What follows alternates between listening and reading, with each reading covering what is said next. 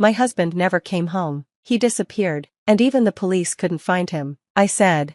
Sounds like he just ran away, my sister replied coldly. Maybe he got tired of you. Her words sent shivers down my spine. My name is Ella, and I have a twin sister named Charlotte. We look alike, but our parents always loved Charlotte more. Dad, can I have some money? I'm going out with my friends, Charlotte would ask sweetly. Didn't you already spend your allowance? Yeah, but I promise I'll do great on my finals. Please, Dad? Alright, here you go. Thanks, Daddy, you're the best. Charlotte was charming and manipulative, so my parents spoiled her. I, on the other hand, was quiet and shy. They often ignored me. Dad, I need to buy a book for my homework, I asked once. I already gave you your allowance, use it wisely, he said. Okay, I mumbled. Charlotte wasn't satisfied with just being the favorite, she wanted everything I had, too. Hey, Ella, I like that outfit, I want it, she said one day. No, I bought this with my allowance, I protested as she rummaged through my drawer.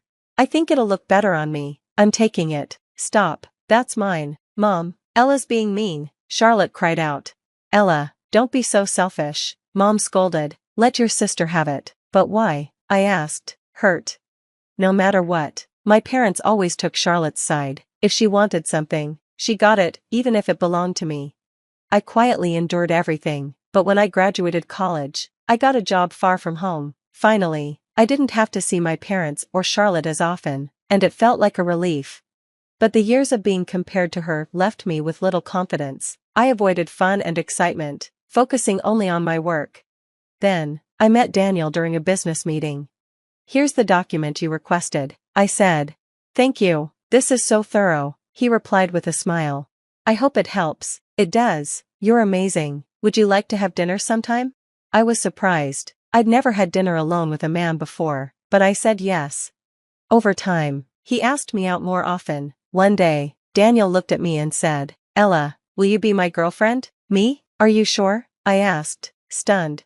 Of course, you're beautiful, kind, and everything I've ever wanted.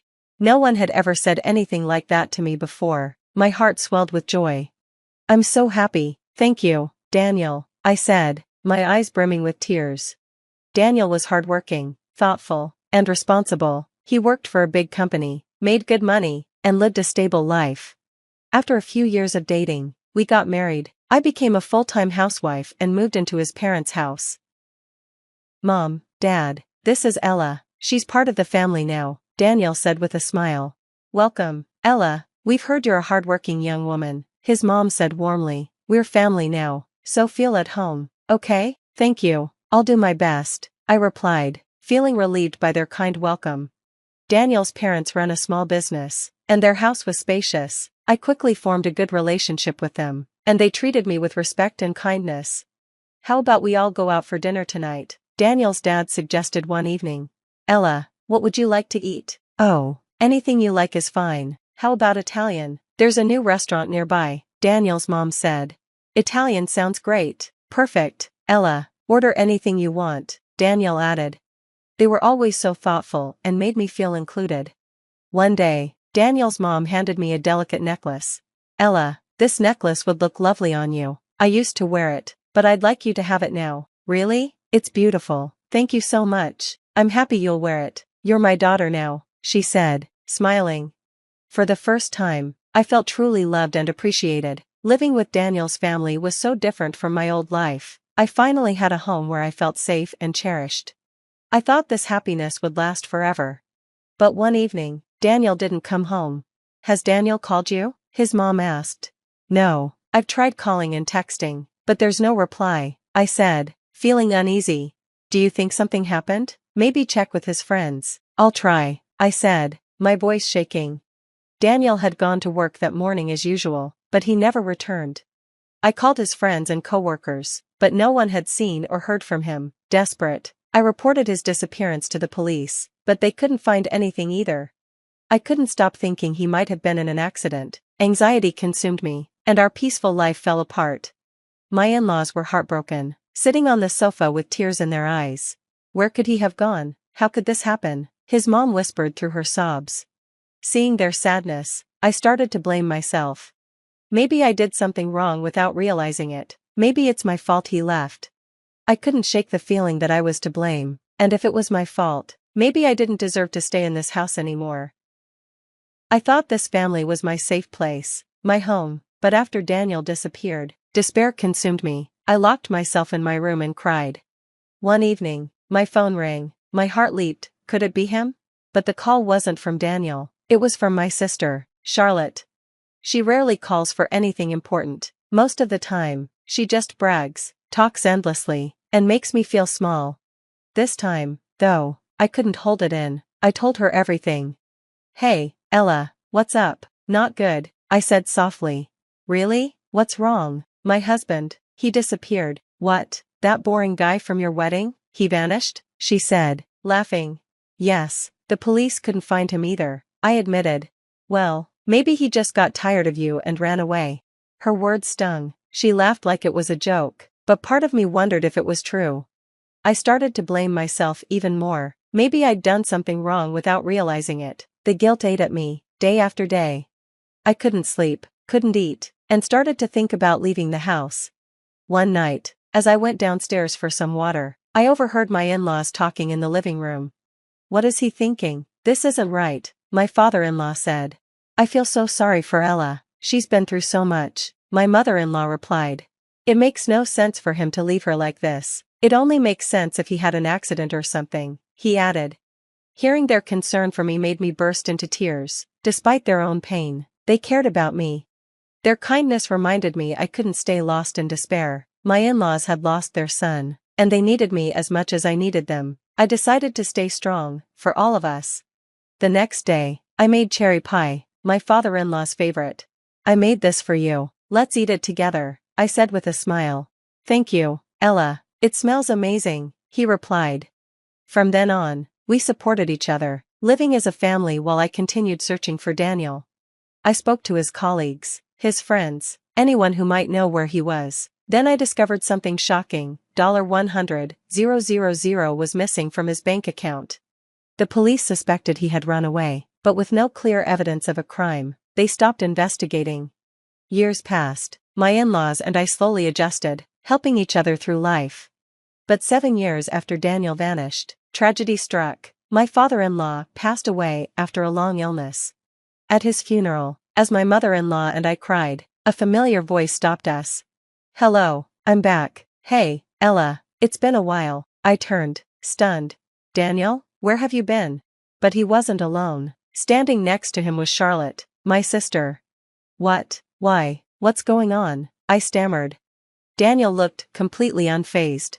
Well, I've been living with Charlotte, at your parents' house, he said casually. I froze in disbelief. Charlotte had stolen my husband, she'd even had his child. My parents had helped them, hiding Daniel from me all these years. Your dad passed away, so I came for the inheritance, Daniel said without shame. He had been living off his savings and my family's support for 7 years, and now he was back for money. Are you crazy? How selfish can you be? I yelled, trembling with anger alongside my mother-in-law. You don't know how much my father-in-law worried before he passed away. My voice cracked with fury. Daniel, unfazed, shrugged. At first, I tried to devote myself to you, Ella, but no matter what you did, you were so boring. It was no fun being with you. Yeah, Charlotte chimed in with a smirk. Ella, you're super boring, but I'm different. I've got the same face as you, but I actually know how to live. When I met Charlotte, everything changed, Daniel continued, his tone cold. She made me happy. I couldn't have kids with you, Ella, but we had a child together right away. Charlotte and I are meant to be together. My heart sank. Daniel was justifying his betrayal with the most selfish, hurtful reasoning. Charlotte, who had never worked a day in her life, had set her sights on Daniel the moment she realized at our wedding that he had a well-paying job. You thought you could just take whatever I had, didn't you? I spat at Charlotte, like you always used to, but this time, it's about money, isn't it? Charlotte crossed her arms, glaring at me. Whatever, Daniel just loves me more now. Anyway, he's the son, so he has the right to inherit the money. That's right, Daniel added. I deserve what's mine, so hand over the money.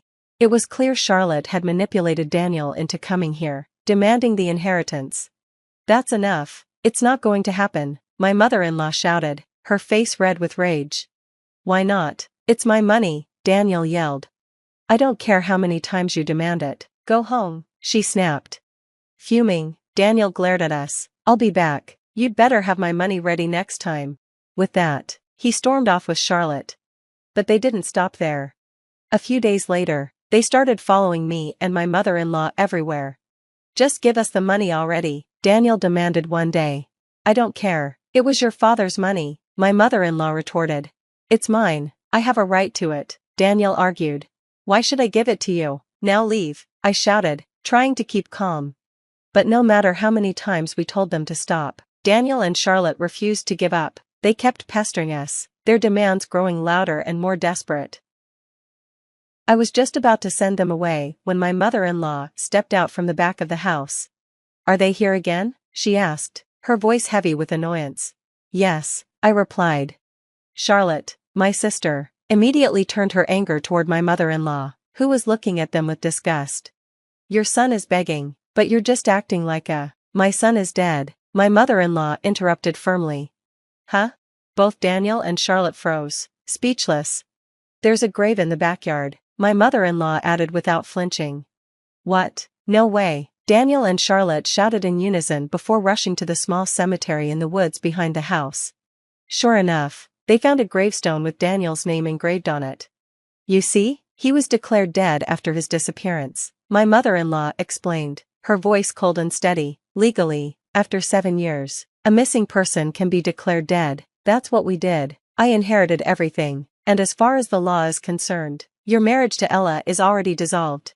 Daniel stared at her in disbelief. But I'm alive. I'm standing right here. Exactly, he's alive, so he should get the money, right? Charlotte chimed in, panicking. My mother-in-law didn't even blink. Well, you're lucky, Daniel. I could have sued you for alimony when I found out about your affair, but since you're dead, I let it go. What, alimony? Charlotte stammered.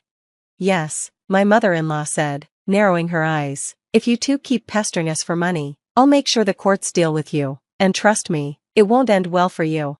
Hey, wait, I'm your son, it's my money, you can't do this, Daniel shouted, his voice cracking. My son is dead, she repeated coldly. You're his mother, you can see him standing right here, Charlotte whined. Then I suppose if my dead ex-husband were somehow alive, my mother-in-law said, her tone sharp, he'd owe Ella a lot of money in alimony for abandoning her and betraying his family. She let that sink in before continuing, but since he's dead, I guess we'll never get to that. Daniel's face fell, and Charlotte's bravado faded instantly. Fine, I get it, Daniel muttered. So, no money, my mother-in-law declared, now leave. Daniel and Charlotte tried to play the victim, pleading and arguing, but we didn't budge. The moment they heard the word alimony, they realized they'd lost. Later, my parents came to me, looking distressed. Clearly, they had heard the story from Charlotte. We're in serious trouble, Ella, my father said, his voice trembling. We have a lot of debts. Please, help us out. Yes, my mother added, we're still family, after all. Family? I snapped. You took away my husband and treated me terribly for years. Now you want my help? Forget it. I'm not giving you a single cent. My parents were stunned. No way. They had spent years spoiling Charlotte, pouring all their money into her and supporting her lavish lifestyle. Now they were paying the price. That's what happens when you let her take and take without limits. You've dug your own grave, I said bluntly. It turned out Daniel had been freeloading at my parents' house without working, relying on his savings. Meanwhile, Charlotte had spent recklessly, completely ignoring their financial situation. Raising a child on top of that only added to their expenses. Eventually, Daniel's savings ran out, and even with my parents' help, they were drowning in debt. What are we going to do? You need to fix this situation with the money. Oh, okay, I'll get a job then, Daniel said, frustrated. But since he was legally dead, he didn't have a family register, which meant he couldn't get a proper job. What now? We're drowning in debt, Charlotte complained. I didn't plan on having a second baby, she added. I never expected to get pregnant again either, but it's your problem now, you handle it. Charlotte's belly was huge, and their financial situation was getting worse by the day. I didn't care about the mess between my ex-husband and sister, I just wanted to move on. As for me, I was finally living a peaceful, Happy life with my mother-in-law. How about Paris? She asked one day. Paris? I responded, surprised. Yes, I've always wanted to visit Europe, she said. You said you wanted to see Buckingham Palace too. Why not take a trip to Europe? Really? That would be amazing. It feels like a dream come true. My mother-in-law is the only family who truly cares for me, and I'm grateful for that. I will take good care of her, and we'll continue supporting each other as a family. Hi, everyone. I'm Ava Parker, and this is the story of how my perfect life unraveled into a nightmare. You know those moments when you realize everything you've built is standing on quicksand? Mine came crashing down at my in-laws' Hampton estate. But let me start at the beginning. Darling, you really should let me handle the curtain selections for your new office. These choices are rather middle class. That was my mother-in-law, Victoria. Middle class was her favorite insult, reserved for anything I did. She dropped by my interior design studio unannounced, again, as I was putting the finishing touches on my latest project. The clients love my designs, Victoria. In fact, Henderson Industries just signed me to redesign their entire corporate office. How quaint. Speaking of proper priorities, you'll be seeing Dr. Reynolds tomorrow. I've already scheduled your first prenatal appointment. I froze.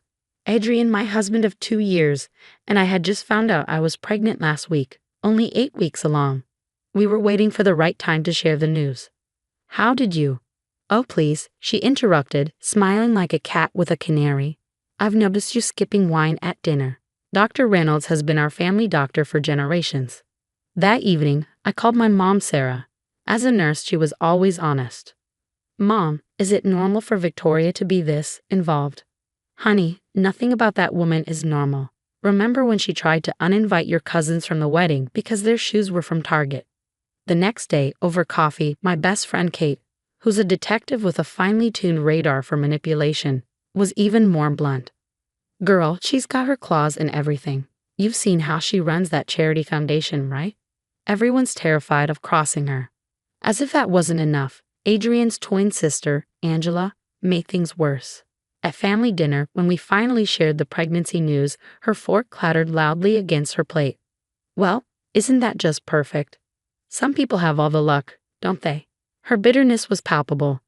I caught Victoria and Angela exchanging a look across the table. Something about it felt off. Adrian squeezed my hand under the table. Ignore them, babe. They're just surprised. But the surprises kept coming. Victoria started showing up at my studio daily, rearranging my schedule for proper prenatal care.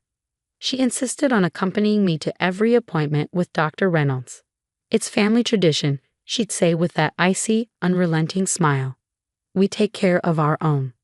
Looking back, I should have paid more attention. The way Victoria hovered over every decision, how Angela's eyes followed me like a hawk, and those hushed conversations that abruptly ended whenever I walked into the room. But they were family, and family wouldn't hurt you, right? The Hampton estate was picture perfect that Saturday, gleaming with crystal and white roses. Victoria had spared no expense for her garden tea party. Such a lovely afternoon to celebrate our growing family, she announced, handing me a cup of tea with a peculiar gleam in her eye. This blend is specially crafted for expectant mothers, she added. I'd noticed her preparing the teas separately in the kitchen earlier, measuring out different amounts for different cups. I hadn't thought much of it then. That's what haunts me now. I should have said something. The cramps started midway through the second round of Petit Fours. At first, they were small, like period pain. Then they intensified quickly, sharp and relentless. I excused myself, trying to mask the cold sweat breaking across my forehead. Halfway up the grand staircase, I heard voices from the study. The door was slightly ajar. This will solve both our problems, Victoria's voice said, smooth and calculated. The foundation's secrets stay safe, and you'll finally give this family its first grandchild. Angela's reply was a murmur, but the meaning was clear. My blood ran cold. The cramping took on a horrible new meaning, barely making it to the bathroom. Before the pain fully took over, I heard the sound that sealed my fate, the click of a lock from outside the bathroom. Victoria? Angela? Something's wrong. I need help. My voice was desperate, my body trembling as the cramping worsened. Don't be so dramatic, dear, Victoria replied coolly from the other side. Every pregnancy has its discomforts. Please, I gasped, clutching the counter as I felt warm blood soaking through my dress. I'm bleeding. Family matters stay private, Ava. We wouldn't want to embarrass ourselves in front of our guests, she said, her voice dripping with condescension.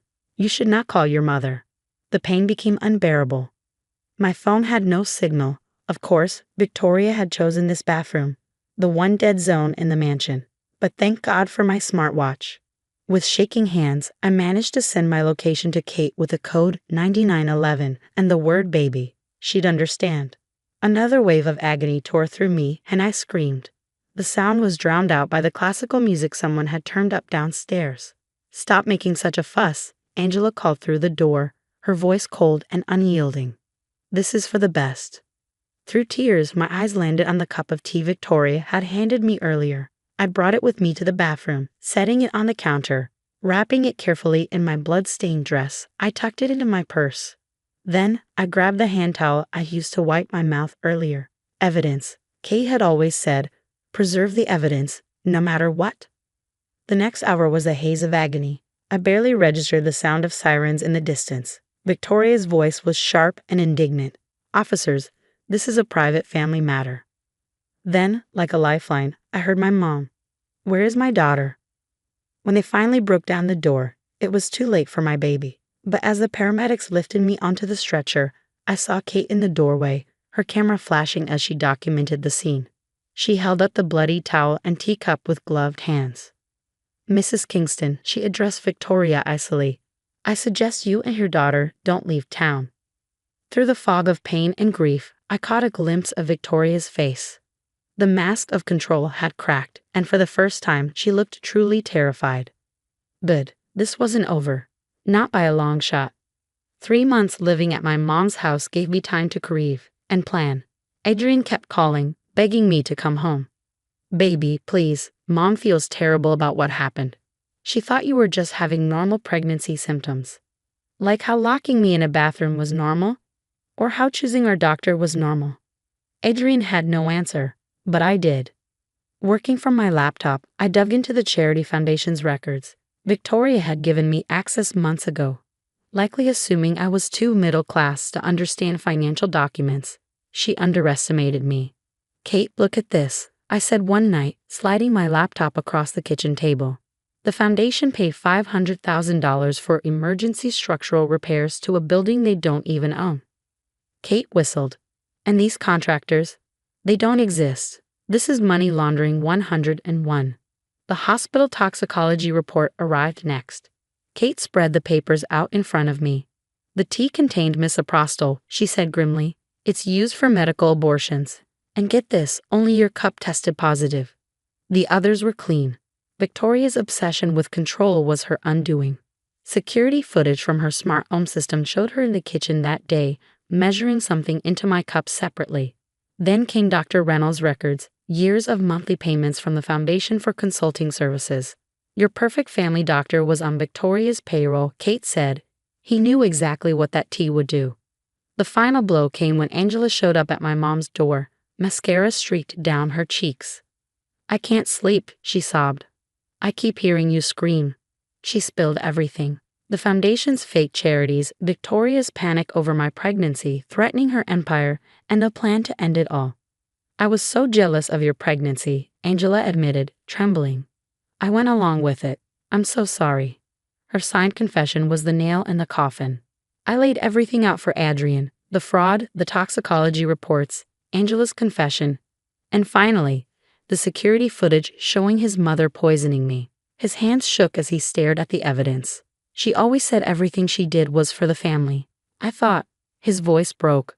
I thought she meant protecting us. She meant protecting her criminal empire, I said. What are you going to do? I picked up my briefcase, now packed with evidence. I already did it. The FBI has everything. The next move is theirs. The raid came at Victoria's most prized event, the annual charity gala.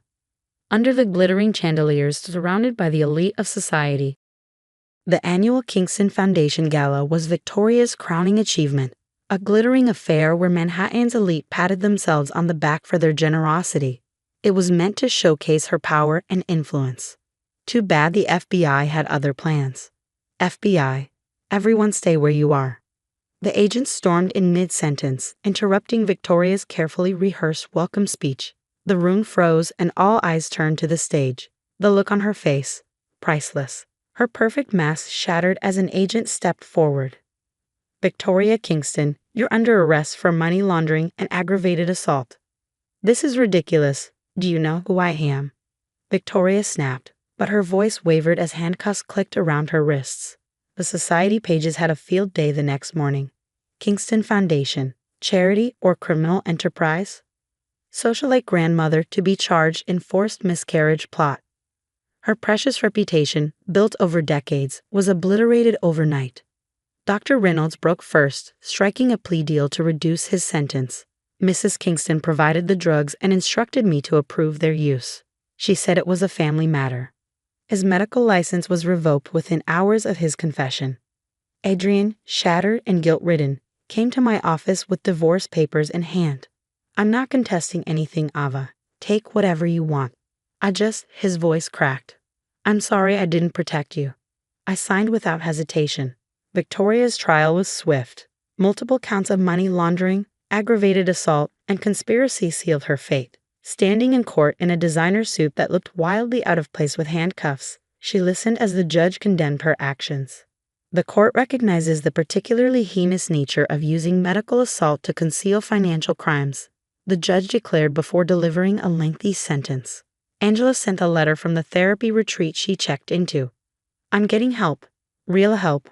I'll spend my life trying to make amends for what I did. I hope someday you can forgive me. I used the divorce settlement to expand my design business internationally, opening offices in London and Dubai. It turned out Victoria's society connections weren't the only path to success. My work spoke for itself. 1 year later, I stood on a stage accepting the International Design Innovation Award. The moment felt surreal, a lifetime away from the woman I'd been during those dark days. The news ticker below the stage caught my eye. Kingston Foundation appeal denied. Assets permanently seized. Congratulations on the award. I turned to find a handsome stranger holding 2 champagne glasses. I'm Marcus, he said, offering me one. I love how you incorporated sustainable materials in the Henderson project. He knew my work, not my scandal. His smile reached his eyes, genuine and warm. Would you like to discuss design over dinner? For the first time in forever, I felt light, free. Yes, I said, smiling. Victoria thought she was writing my tragedy, but instead she handed me the pen to write my own story. One where the villain falls, justice wins, and the heroine doesn't just survive, she thrives. Looking back, I've realized something. When you try to bury someone, you'd better make sure they're not a seed. Because we grow back stronger, and we bloom. What about you? What would you have done if you discovered your mother-in-law wasn't just toxic, but criminally dangerous? Would you have quietly gathered evidence like I did or confronted her immediately? Think about it. Victoria thought she was protecting her empire, but her actions destroyed everything she built. Sometimes the worst betrayals come from people who claim they're acting for the family. And here's another thought. Angela chose to come clean and seek redemption, while Victoria refused to acknowledge her crimes to the bitter end. At what point do you stop forgiving family members who keep hurting you? Share your thoughts in the comments below. Hi everyone, I'm Isabella. If you've ever dealt with toxic people, buckle up. This story will make your blood boil. Babe, I got it. I actually got the position. I burst through the door, waving my offer letter like a trophy. Marketing director at Reynolds & Shaw. It was finally mine. Jack, my husband of 5 years, looked up from his laptop, his boyish grin lighting up the room. Holy Isabella, that's incredible. He pulled me into a big hug, his excitement radiating warmth. We have to celebrate. This wasn't just a win for me, it was a milestone. I'd spent years supporting Jack's career at TechCore while building my own path. And now, at 29, I had landed my dream job. Bonus, it came with a bigger salary than his. How about a dinner party? Your sister's been asking about the job hunt.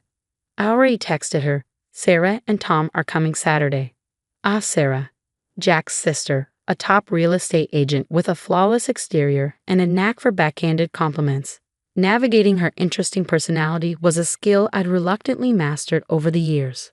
Rachel's coming too, right? I asked, thinking of my best friend who worked in HR at Sarah's firm. If anyone could keep Sarah in check, it was Rachel. Absolutely, Jack said, smiling. This promotion deserves your bestie. Saturday arrived, a swirl of clinking wine glasses and forced smiles. Sarah sat across from me, her diamond bracelet catching the light as she swirled her wine. Marketing director, who would have thought? I mean, with your background. Her smile was polished, but her eyes were sharp. My chest tightened. What do you mean by background? Rachel, ever protective, jumped in. I'm sure she meant nothing by it. Of course not, Sarah said smoothly. I just meant some of us worked our way up more traditionally. Her husband Tom cleared his throat. The corporate world's changing, Sarah. Traditional isn't always better. Obviously, darling, she said, her tone syrupy. I just hope Isabella can handle such a demanding position. Late nights, constant meetings. She shot a pointed look at Jack. It changes people. Jack shifted uncomfortably. Sarah, come on. Oh, remember that director I told you about, Jack? The one who left his wife last year. All those business trips. Her voice dripped with Fox concern. Rachel shot to her feet. Sarah, can you help me with dessert? In the kitchen, I overheard Rachel confronting her. What's your problem? That was completely unnecessary. I'm just looking out for my brother, Sarah snapped. Sudden success can be complicated. Later, Jack found me in the kitchen. Wrapping his arms around my waist, he murmured, Don't let her get to you. She's just being Sarah. Yeah, I said, forcing a smile. Just Sarah. But something in my gut told me this wasn't over, and I was right. The first cracks appeared subtly. Jack stopped kissing me goodbye in the mornings. His usual love you text disappeared, replaced by a distracted frown as he stared at his phone. You're home late again, he muttered one evening as I walked in at 8 p.m. Big presentation tomorrow, I said. David needed the numbers revised. David? His tone sharpened. Your boss. The one Sarah mentioned seeing you with at Riverside Cafe. I froze. What? I had a team lunch there. The whole marketing department. Funny, Jack said, his eyes narrowing. Sarah said it looked intimate. Just the two of you. That's ridiculous, I said, my voice rising. Lisa was there. So was the entire creative team. The next day, Lisa cornered me in the break room. Hey, weird question. Did your sister-in-law call the office? What? Why? She was asking about you and David. Wanted to know if you two were close. Don't worry, I told her you're never alone. I'm always there. My stomach twisted. That evening, I found Jack sitting at my desk, my work laptop open. What are you doing? I demanded. Nothing, he said too casually. Just curious about all these late nights. Since when do you not trust me? I demanded, my voice trembling. Since things stopped adding up, Jack replied coldly. He pulled out his phone and showed me photos, pictures of me at various work events. But something was wrong. The angles, the cropping, they made innocent conversations look intimate, almost incriminating. That's not. Those are manipulated. I protested, my voice rising. Look at this one. It's from the company picnic. The entire team was there. Jack's jaw tightened. Sarah says people saw you getting into David's car. For a team lunch, right? Funny how it didn't look like that. Ask Lisa. Ask anyone who was there. But he was already walking away, Sarah's poison sinking deeper into his mind. At the office, Rachel stormed into my cubicle, her eyes blazing. You won't believe what I just heard. What now? I muttered, bracing myself for the next wave of chaos. I was in the break room at the real estate firm when Sarah started talking to Madison.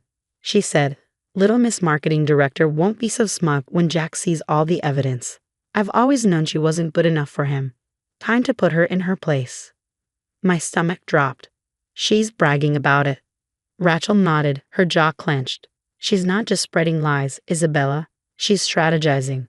Deliberately, methodically destroying your marriage. I slumped in my chair, the weight of it crushing down on me. While I'd been pouring my energy into proving myself at Reynolds and Shaw, Sarah had been weaving a web of deception to tear apart everything I built. My career, my marriage, my life. That night, I made one last attempt. Jack, your sister is lying. She's always been threatened by me, by us. Stop blaming Sarah. Jack snapped, his voice laced with frustration. She's looking out for me. Maybe if you spent less time with David. I can't believe you're choosing her lies over 5 years of trust. I cried, my voice breaking. But he just walked away, leaving me standing there shattered. The next day, Jack dropped a manila envelope on the kitchen table. We need to talk. Inside were more doctor photos, fake text messages, and a typed document detailing my supposed affair. This is insane, I said, flipping through the pages. These aren't even real messages. Really? Jack's tone was ice. Because Sarah says she found them in the cloud backup. She's manipulating you. I shouted. None of this is real. Then explain this, he said, playing a voicemail from David. His voice, taken out of context, mentioned a late meeting. That's from the Johnson campaign. The whole team was there until midnight. Just stop, Isabella. Jack's voice cracked, his resolve crumbling. I'm staying at Sarah's for a while. He grabbed his bag and walked out the door. At Aunt Carol's birthday party, the whispers followed me like shadows. Poor Jack, I overheard one woman say. Sarah told me everything. That marketing job really changed her. I escaped to the bathroom, my hands shaking, and called Rachel in tears. Listen to this, Rachel said, her voice urgent. She played a recording.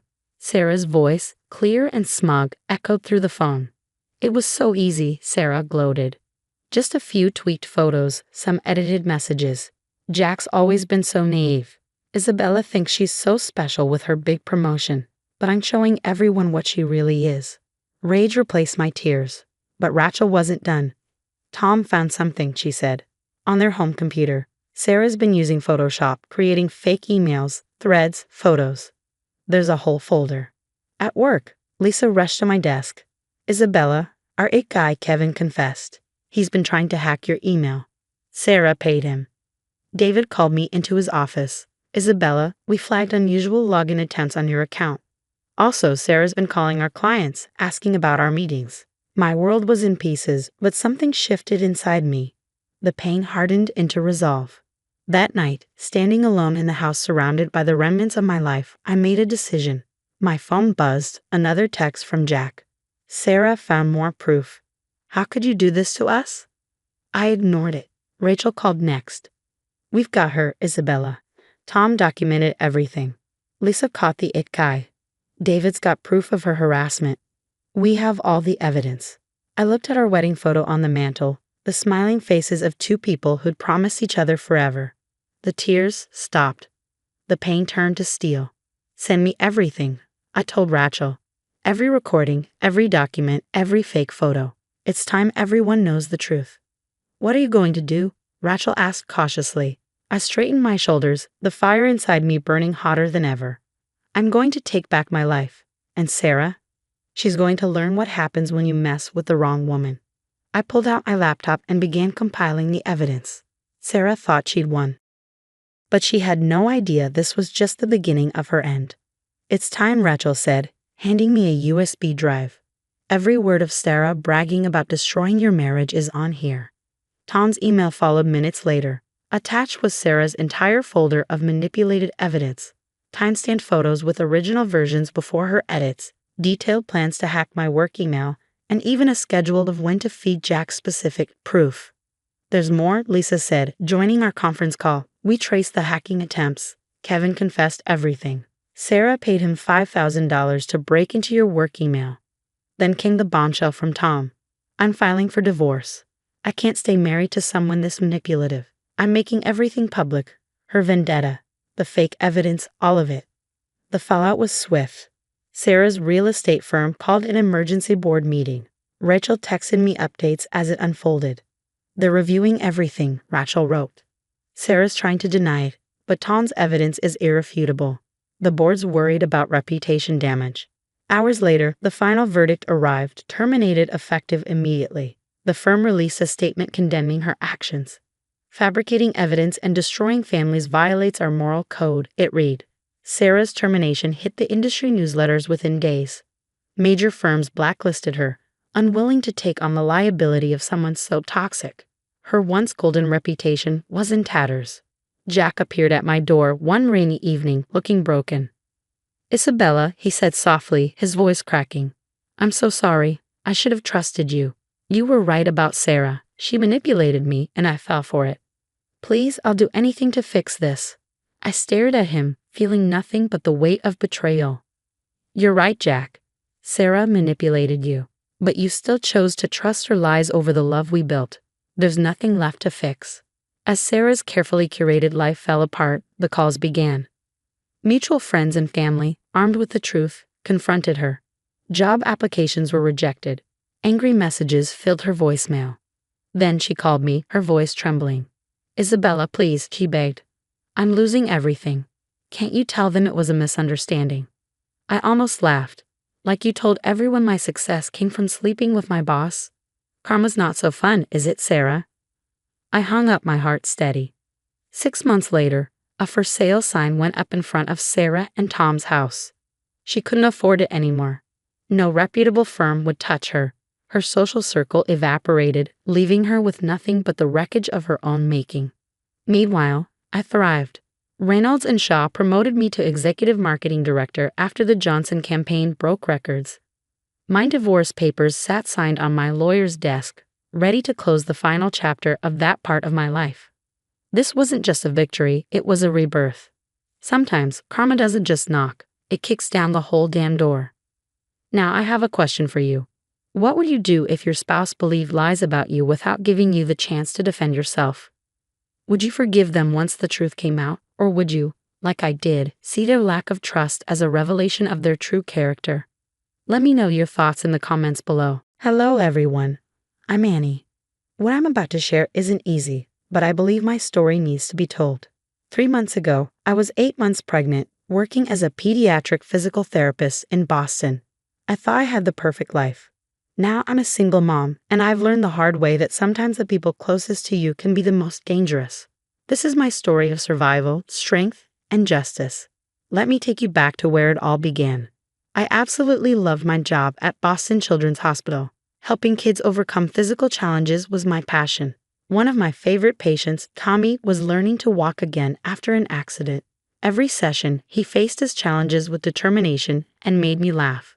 One day, he looked at me with a serious expression and said, "Miss Annie, when I grow up, I want to help kids walk just like you." That moment reaffirmed why I chose this career. You're amazing with children, Annie. Our baby is so lucky to have you as their mother, my husband Mark would say. Mark, a software engineer, and I met through my best friend Jessica at a local charity event. We dated for 3 years before getting married in a beautiful ceremony at the Boston Harbor Hotel. "Welcome to the family, darling," Mark's mother, Barbara, said to me at the wedding. If only I had noticed that her smile didn't reach her eyes. At first, everything seemed perfect. Mark and I bought a cozy house in Cambridge. When we announced my pregnancy, everyone seemed thrilled. Barbara even helped us set up the nursery, though now I realize she was just marking her territory. "Have you thought about names yet?" Jessica asked during a lunch break at work. "We're thinking Sophia for a girl or Nathan for a boy," I replied, rubbing my growing belly. "Barbara won't like that," Mark's sister, Amanda, commented at a family dinner. "Mom always wanted her first grandchild to be named after her." I laughed it off then, but that was the first red flag I ignored. George, my father-in-law, would sit quietly during these conversations, while Kevin, Mark's younger brother, would try to lighten the mood. "Let them name their own child, Mom," Kevin would say, earning a sharp look from Barbara. The day I realized things were changing, I came home early from work to find Barbara in our house, rearranging the nursery without asking. "Oh, Annie, I just thought this layout would be better for the baby," she said. Mark gave me the spare key for emergencies. But that was just the beginning. Her controlling behavior, the subtle manipulation, the way she turned every family gathering into an opportunity to undermine me, it all built up to that dreadful Christmas dinner. If I had known then what I know now, I would have recognized the signs. But sometimes the most important lessons come at the highest cost. It all started to unravel at my 7-month checkup. After finishing a successful day at the hospital, I was surprised to see Barbara show up uninvited to my appointment. "I've raised 3 children. I know what's best," she announced to my doctor, interrupting every question. "Annie's working too much. She needs to quit before the baby comes." "Mrs. Thompson," my doctor said firmly, "Annie's health and the baby's development are excellent. Her work schedule is perfectly safe. That evening, Mark seemed distant. Mom thinks she should move in with us after the baby comes, he said. She says first-time mothers need constant guidance. We've already discussed this, Mark. We want to bond as a new family, I reminded him. The next week, I discovered Barbara had joined my online pregnancy support group under a fake name. She was posting that I was unfit to be a mother because I planned to keep working after giving birth. Did you see what your mother posted? I showed Mark the messages. She's just worried about the baby, he said dismissively. You're being too sensitive. It's probably the hormones. His words cut deeper than Barbara's actions. Things escalated at my baby shower. Jessica had organized a beautiful celebration at her Beacon Hill home. Barbara and Amanda arrived 3 hours early to Jessica's carefully planned baby shower. Before I could even greet them, Barbara declared, "The theme is all wrong, and these guest favors? So tacky." They took over, rearranging everything without asking. I could see the frustration in Jessica's eyes, but she tried to stay composed for my sake. Later, during the party, Jessica pulled me aside. "Annie, something's not right. I overheard Barbara telling people you're planning to hire a full-time nanny and abandon your baby for work." I felt my blood boil. The next day, I went straight to Barbara's Back Bay apartment. "Why are you spreading lies about me?" I demanded. "I'm protecting my grandchild," she said, her voice calm but icy. "Mark agrees. You're making poor choices." That's when I noticed it. My personal pregnancy journal, the one that had gone missing from our house, was sitting on her coffee table. Before I could react, Amanda walked in smirking. "Mom's just trying to help. Maybe if you were a better wife, she wouldn't have to intervene." I was speechless. The final straw came when I discovered Barbara had canceled my delivery room registration at Massachusetts General Hospital and registered me at a hospital near her home, listing herself as my primary contact. "Mark, your mother canceled my hospital registration." I confronted him that night. "She found a better hospital. The doctors there know our family," he replied, as if it were nothing. "It's an hour away from our house. I want to deliver at Mass General." "Stop fighting Mom on everything," he snapped. "She knows best." Desperate, I called Kevin. "I don't know what to do. Mark's not listening. Barbara's controlling everything." "She's always been controlling," Kevin said, his voice tense. "But this is different. She's obsessed." "Be careful, Annie." Jessica helped me reinstate my Mass General registration and urged me to document everything. "Something feels very wrong," she warned. As Christmas approached, the tension only grew. Barbara insisted on hosting dinner, claiming our tiny Cambridge house wasn't suitable. She'd invited extended family I'd never met, saying they needed to evaluate my parenting potential. When Mark and I arrived early to help with dinner preparations, I overheard Barbara and Amanda in the kitchen.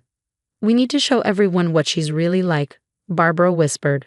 "By the time this dinner's over, Mark will see he needs to make a choice, his real family or her." I didn't realize then how far they were willing to go. The Christmas dinner from hell began with Barbara playing the perfect hostess. The Thompson family mansion in Brookline was immaculate, the tables set with expensive china. Kevin had set up his new camera to capture memories, a decision that would prove vital. "Annie, you're sitting at the far end," Barbara instructed, separating me from Mark. "Mark needs to sit by his mother, of course." Throughout dinner, Barbara made pointed remarks. "I can't believe some mothers choose work over their children," she announced.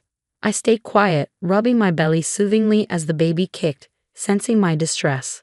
Then Barbara upped her game. "Did you know any plans to put the baby in daycare at 3 months?" she said, her voice dripping with Fox concern. "That's not true," I said, my voice steady but firm. "We've hired a part-time nanny for when I return to work part-time." See how she contradicts everything. Barbara huffed, always fighting family traditions. Mark stared at his plate, saying nothing. I caught Kevin's concerned glance as he adjusted his camera. When I excused myself to use the bathroom, Barbara followed, Amanda trailing behind with her phone out, ready to record. "You're ruining this family," Barbara hissed. "My son deserves better."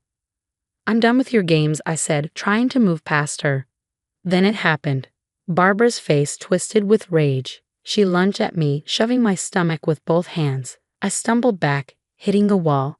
Pain exploded through me, and I doubled over, clutching my belly.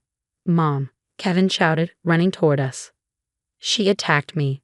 Barbara screamed, but Kevin's camera had caught everything. Mark? I gasped through the pain. She pushed me. Mom wouldn't do that, Mark said, his voice uncertain. You probably just lost your balance. Kevin stepped in. I'm calling 911. I have it all on video. The next hours were a blur of ambulance lights and hospital rooms. At Mass General, the doctors ran tests while Kevin showed the police his footage. Your baby is stable, the doctor finally said, but you're having contractions. We need to monitor you overnight. Jessica arrived with my hospital bag. You're not going back there, she insisted. You're staying with me. Later that night, Kevin brought his laptop to my hospital room. You need to see this, he said. He had years of family videos. In every frame, Barbara's manipulation was evident. Previous girlfriends of Mark's being subtly pushed away, stage accidents, and Amanda's role in creating chaos. Mark needs to see this, I said, my voice trembling. When Mark finally visited me in the hospital, his first words were, Mom's really upset. She says the stress made her dizzy. She didn't mean to bump into you. That was the moment I knew the man I married would never be strong enough to stand up to his mother. As I lay there, listening to the rhythmic beat of our baby's heart on the monitor, I made my decision. I would protect my child, even if it meant doing it alone. What I didn't know then was that Kevin had already set something much bigger in motion. 2 weeks after the Christmas dinner incident, my beautiful daughter, Lily, was born at Massachusetts General Hospital.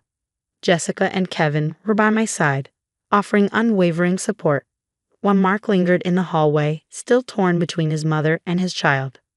The next day, I filed for divorce and requested full custody of Lily. The video evidence of Barbara's assault made the legal proceedings swift and decisive, but it was only the beginning of the unraveling. Annie, there's something you need to know, Kevin said one evening at Jessica's house, where I had been staying. His expression was grim. I've been looking into Mom's charity foundation. The numbers don't add up. It turned out the prestigious Thompson Family Foundation, which Barbara claimed supported underprivileged children, was a front. For years, she and Amanda had been embezzling donations, using the funds to sustain their lavish lifestyle. Barbara wasn't done with me yet. She tried contacting my hospital administration, claiming I was unfit to work with children. Her plan backfired spectacularly when my colleagues presented years of stellar evaluations and heartfelt patient testimonials. Mrs. Thompson, my supervisor said in a recorded call, we have documentation of your prior attempts to undermine other healthcare workers. This stops now. Meanwhile, the investigation into the foundation exposed more than just financial fraud. Amanda had been falsifying corporate records at her investment firm, using the charity to hide illegal transactions.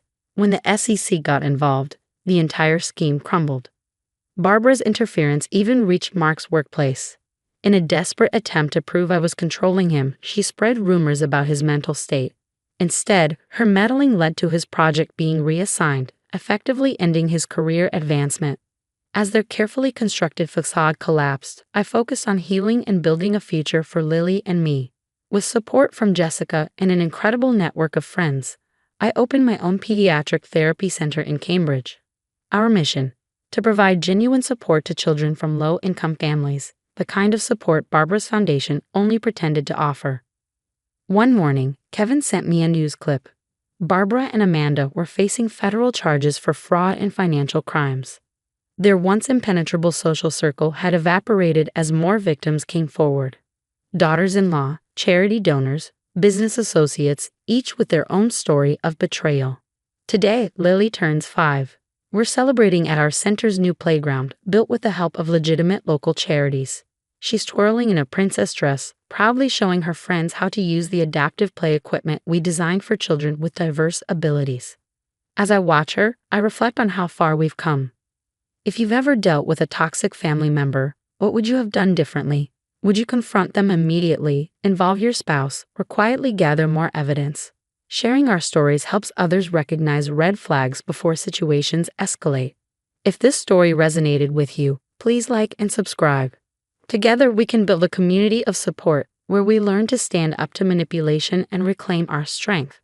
Stay strong, and don't forget to turn on notifications for our next video on overcoming toxic relationships. Hi, I'm Sarah. I'm a corporate lawyer in Chicago, and 5 years ago, I survived one of the most harrowing experiences a woman could face. No mother should ever have to endure what I did. Back then, I thought I had it all. At 34, I was on the fast track, crushing it at my law firm and newly promoted to partner. I just married Henry Curry, a charming pediatrician from one of Chicago's wealthiest families. Life seemed picture perfect, especially when I found out I was pregnant with our first child, a little girl we lovingly called G. "You're absolutely glowing, Sarah." My best friend Ella beamed during our weekly coffee date. As a nurse, she was thrilled to share in my journey. "I just wish Henry's mother would back off a little," I sighed.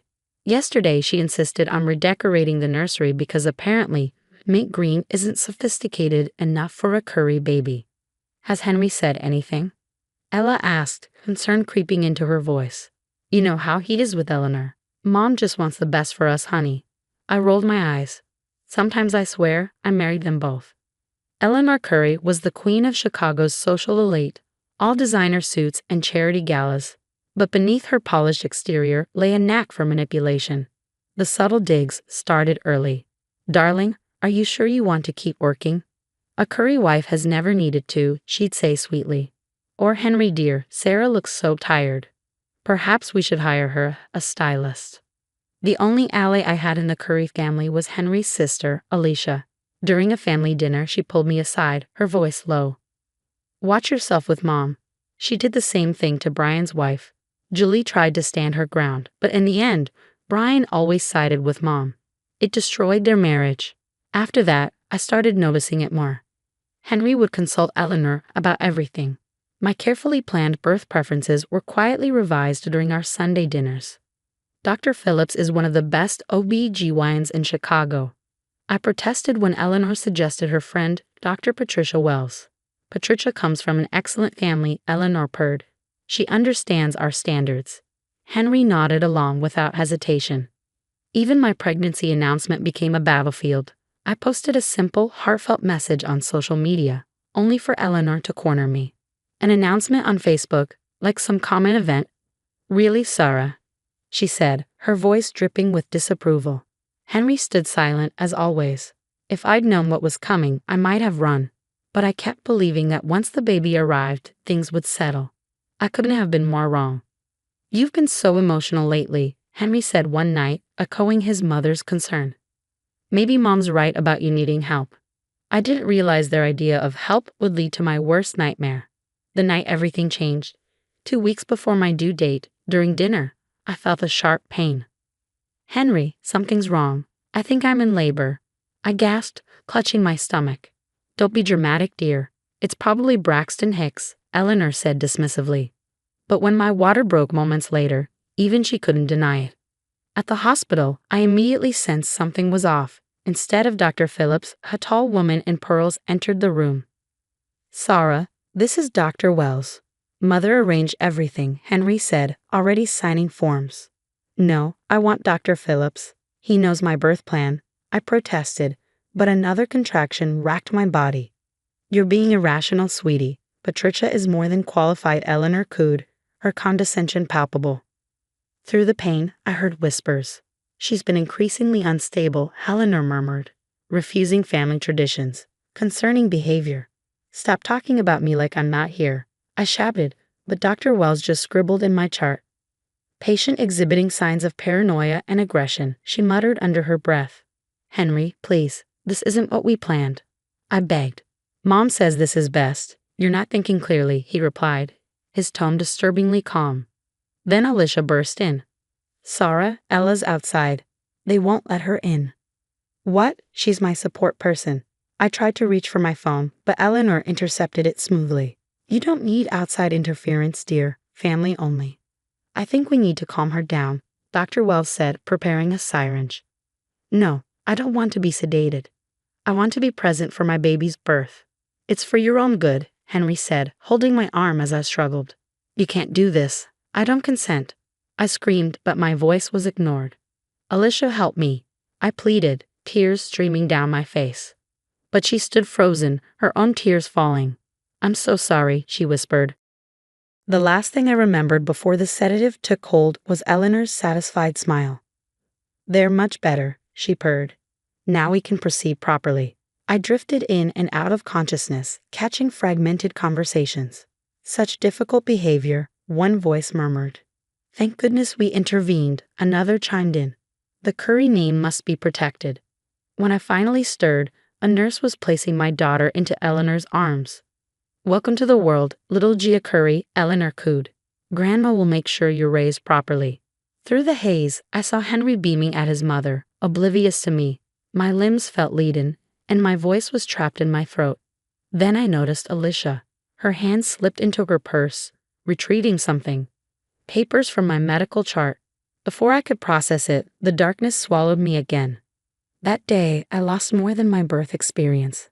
I lost any illusion that Henry would ever choose me over his mother. But what Eleanor and Henry didn't realize was that their betrayal had awakened something in me, a resolve that would eventually bring their entire empire crashing down. The weeks after Gia's birth were a blur of postpartum depression and relentless surveillance. Eleanor practically moved in, criticizing my every move. You're holding her wrong, Sarah. Honestly, haven't you read any parenting books? Henry, as always, nodded along. But beneath my surface of submission, I was planning. You need to see these, Alicia whispered one afternoon, sliding copies of my medical records across the table. My hands trembled as I read. The charts were falsified. Notes about my supposed aggressive behavior were time-stamped before I even arrived at the hospital. They documented this in advance, I said, horrified. Ella texted later that night. Dr. Wells has 3 pending medical board investigations for similar incidents. She's Eleanor's go-to for difficult situations. I started recording. During one of Eleanor's lavish dinner parties, I left my phone in my purse, set to capture everything. Sarah was completely out of control, Eleanor bragged. Thankfully, Patricia knew exactly what to do. Can't have a Curry baby born to some hysterical woman making a scene, just like that dreadful Catherine girl Henry dated in med school. Another voice chimed in. Oh yes, she needed similar management. Thankfully, she left before things got too serious. That was my next lead. I found Catherine on LinkedIn, now a successful surgeon in Boston. Her reply to my message was immediate. Eleanor destroyed my career prospects in Chicago, blacklisted me after I refused to know my place. As Henry's behavior worsened, he gaslit me at every turn. You're imagining things again, Sarah. Mom was right about you needing professional help. Remember how crazy you were during labor? Good thing Mom was there. I played the perfect wife, but I met in secret with Dr. Lisa Leon, a trauma therapist Ella recommended. Document everything, she advised. Dates, times, witnesses. Build your case carefully. Sam Torres, my law school friend, reviewed the growing pile of evidence. This is serious. Medical fraud, coercion, personal injury, he said, but going legal could backfire. We need something airtight. Eleanor's home office became my next target. During one of her garden club meetings, I slipped inside and found what I needed. A locked drawer filled with documentation of her calculated destruction of Julie, Brian's ex-wife. Falsified medical records, reports of stress-induced injuries, even photos of bruises. She keeps trophies, I whispered to Sam over the phone.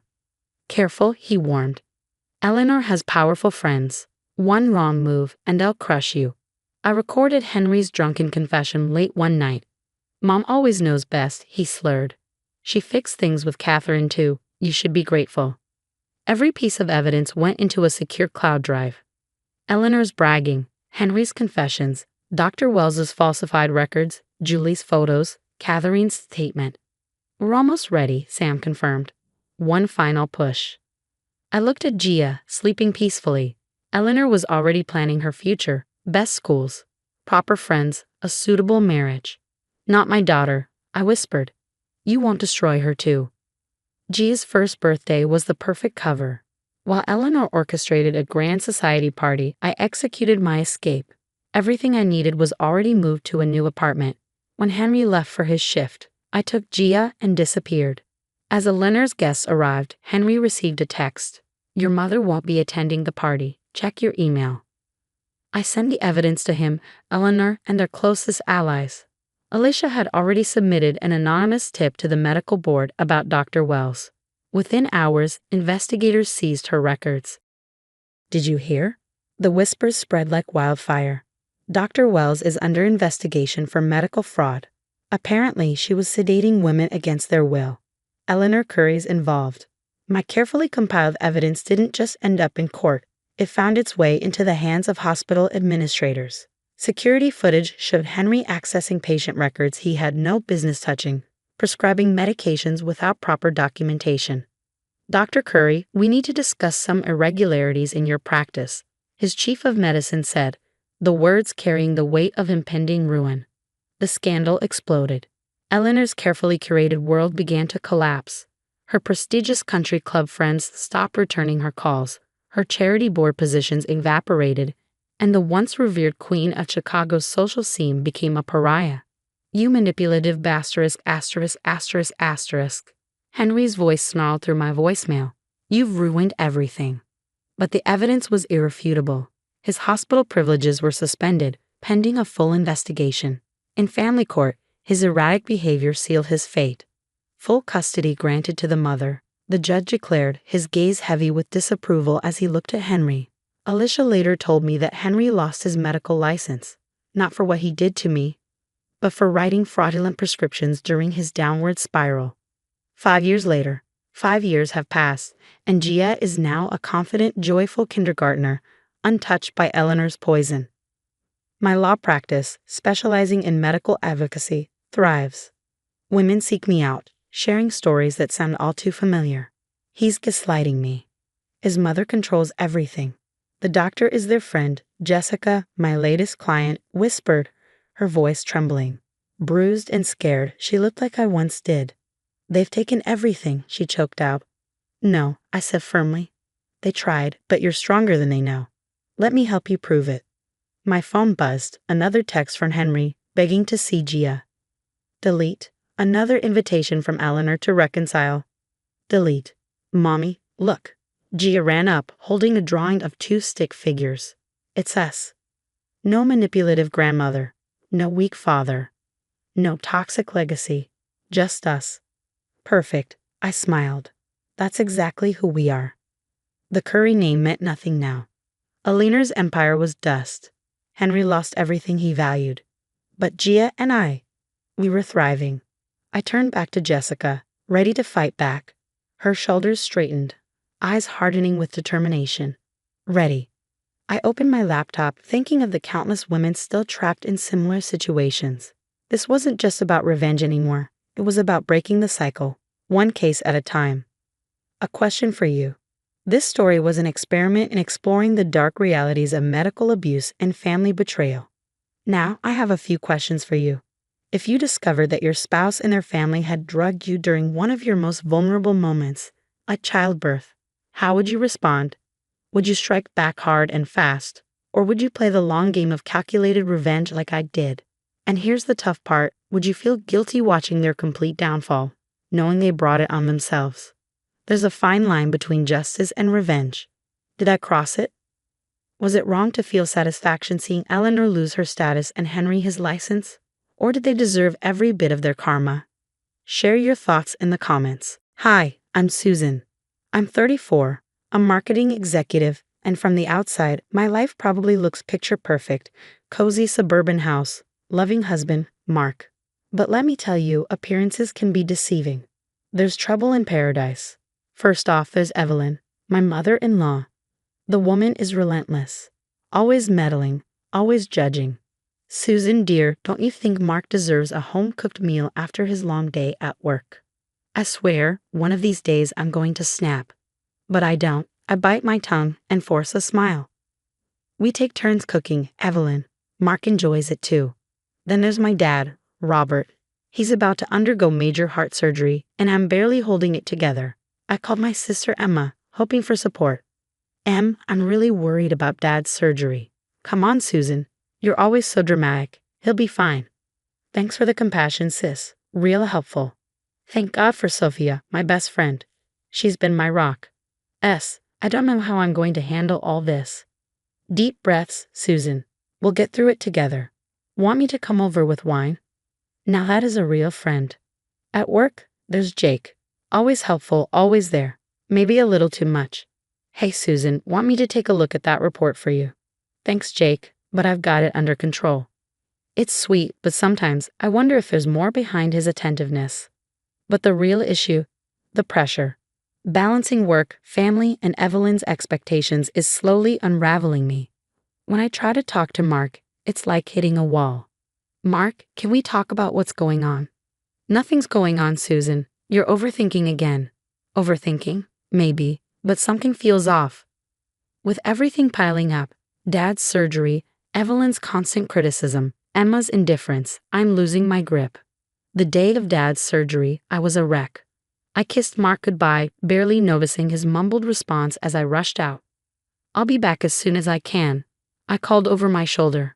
Leftovers are in the fridge. At the hospital, Mom and Emma were already waiting. Any news? I asked, breathless. Mom shook her head. They just took him in. Emma rolled her eyes. Chill, Susan. You look like you're about to go under the knife. I ignored her, pacing. Hours crawled by, my phone buzzed. A text from Evelyn. Susan, call me immediately. It's about Mark. My stomach dropped. What now? I stepped outside to call, but it went straight to voicemail. Great. More stress. Finally, the doctor appeared. The surgery was successful. Your father's in recovery. Relief crashed over me. Mom burst into tears. Even Emma looked shaken. Can we see him? Soon, he needs rest. As we waited, my phone kept buzzing. More texts from Evelyn, each more cryptic than the last. You need to come home. It's worse than I thought. How could you let this happen? What was she talking about? I tried calling Mark. No answer. The knot in my stomach tightened. After seeing Dad, groggy but alive, I headed home, drained and confused. I walked in to find Evelyn sitting on my couch, her expression grim, like she was attending a funeral. Susan, thank God you're here. Evelyn, what's going on? Where's Mark? She stood, her face tight with disapproval. I came by earlier to check on things, and what did I find? Your husband, sprawled on this very couch, surrounded by takeout containers, watching sports. I blinked, trying to process. Okay, and your father was having surgery. You should have been here, supporting your husband. Instead, he had to fend for himself. No home-cooked meal, just takeout. How could you abandon him like that? I rubbed my temples, exhaustion and frustration boiling over. Evelyn, I appreciate your concern. But no buts. This is unacceptable behavior. Evelyn's voice sliced through the air, her eyes blazing with righteous fury. You need to leave him, Susan. My son deserves better than a wife who neglects her duties at home. I blinked, stunned. Leave him? Over takeout? Evelyn, you're overreacting. Her lips curled into a bitter smile as she thrust a stack of takeout menus into my hands. Am I? Take a look. Chinese, pizza, Thai, junk food. Is this how you take care of my son? I flipped through the menus, confused. These are just menus. What's the big deal? The big deal, she snapped, is that Mark is wasting away on this garbage while you gallivant around town. I sank onto the couch, my head spinning. Evelyn, my father just had major surgery. I needed to be there. And what about your husband's needs? A man can't live on takeout alone. Before I could respond, the front door opened. Mark stepped in, looking between us, his brow furrowed. Mom? Susan, what's going on? Evelyn turned to him, her voice dripping with exaggerated sympathy. Oh, Mark, you poor thing. I saw what you've been reduced to. Don't worry, I'm here now. I'll take care of you. Mark's eyes met mine, bewildered. Susan, what is she talking about? I opened my mouth, but Evelyn's voice cut through, sharper than ever. Mark, darling, you need to divorce her. She's not fit to be a wife. My jaw dropped. Divorce? Over takeout? This is insane. Mark's face flushed red. Mom, that's enough. You can't just. But Evelyn was on a roll, pacing the room and gesturing wildly. I'll call my lawyer friend. We'll sort this out quickly. You can move back home with me. I'll take care of you properly. I felt like I was trapped in some surreal nightmare. Evelyn, stop. This is our marriage. Our life. You can't just. I can, and I will. She snapped, her eyes blazing. I won't stand by while my son is neglected by some career-obsessed woman who can't even cook a simple meal. Mark stepped between us, his voice cold and firm. Mom, stop. You're way out of line. But she wasn't listening. Her phone was out, fingers flying over the keys. I'm texting the family. They need to know what's happening. The shame of it all. I watched in horror, knowing she was weaving some twisted version of events for everyone. This was spiraling out of control. Evelyn, please. My voice trembled. Let's talk this through rationally. My father just had surgery. She cut me off with a mocking tone. Your father. What about your husband? What about your duties as a wife? You're selfish, Susan. You don't deserve my son. Mark's expression darkened. His patience had snapped. He grabbed her phone from her hands. That's enough, Mom. You need to leave. Now. Evelyn gasped, clutching her chest dramatically. You're choosing her over your own mother. After everything I've done for you. His voice was tight. I'm choosing sanity. Go home. We'll talk when you've calmed down. Mark guided her toward the door as she protested, her voice growing fainter until the door shut behind her. Silence settled over the room. He turned back, looking as shaken as I felt. He sat beside me, taking my hand. Susan, I'm so sorry. I had no idea she'd react like this. Are you okay? I nodded numbly, still processing. Your mom wants you to divorce me over takeout. A hysterical laugh bubbled in my throat. Mark squeezed my hand, steadying me. Hey, look at me. That's not going to happen, okay? We're in this together. As I looked into his eyes, the weight of the day began to lift. Despite everything, Evelyn, the stress, the accusations, Mark and I were a team. We'd weathered this storm together, and we faced whatever came next the same way. As I drifted off to sleep that night, a lingering unease settled in my chest. This wasn't the end, it was just the beginning. Balancing a demanding career, family obligations, and a toxic in-law was never going to be easy. But with Mark by my side, I felt ready to face whatever came next. The weeks following Evelyn's dramatic outbursts were tense.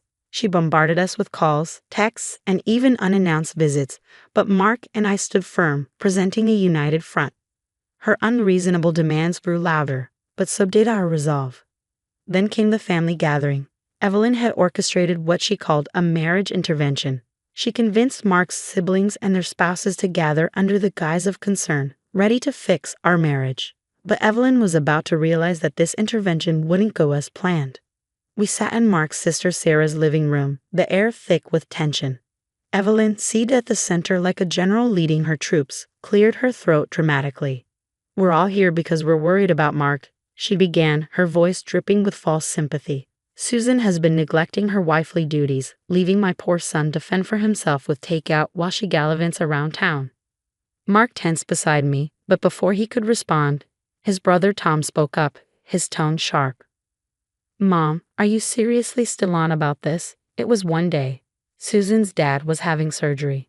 Evelyn faltered, clearly not expecting pushback. But she's always putting her career first. A wife should what, Mom? Sarah interjected. Be chained to the kitchen? It's the 21st century. Greg and I both work, and we share household duties. One by one, Mark's siblings chimed in, sharing their own experiences, stories of balancing careers, marriage, and family with mutual respect and support. Evelyn's face reddened with each comment. But that's not how I raised you, she finally blurted. A woman's place is. A woman's place is wherever she chooses, I said, my voice calm but resolute. Mark and I are partners. We support each other's careers and share responsibilities. That's what makes our marriage strong. Mark squeezed my hand, his eyes unwavering as he addressed the room. Mom, I love you, but your behavior has been unacceptable. Susan is my wife, and I stand by her. If you can't respect our marriage and our choices, we'll have to limit our contact with you. The room fell silent. Evelyn's eyes darted around, searching for support, but there was none. Her lower lip trembled. I just wanted what's best for you, she whispered. Sarah moved to sit beside her. We know, Mom. But you need to understand that times have changed. What worked for you and Dad might not work for us. And that's okay. I watched as Evelyn's defenses crumbled. Relief, vindication, and a touch of sympathy washed over me. Taking a deep breath, I made a decision. Evelyn, I said gently, I want you to be part of our lives. But that can only happen if you respect our choices and our relationship. Can you do that? Evelyn's gaze flicked between Mark, me, and her other children. Slowly, almost imperceptibly, she nodded. I'll try, she murmured. It wasn't a complete victory, but it was a start. As we left the gathering, I felt a weight lift.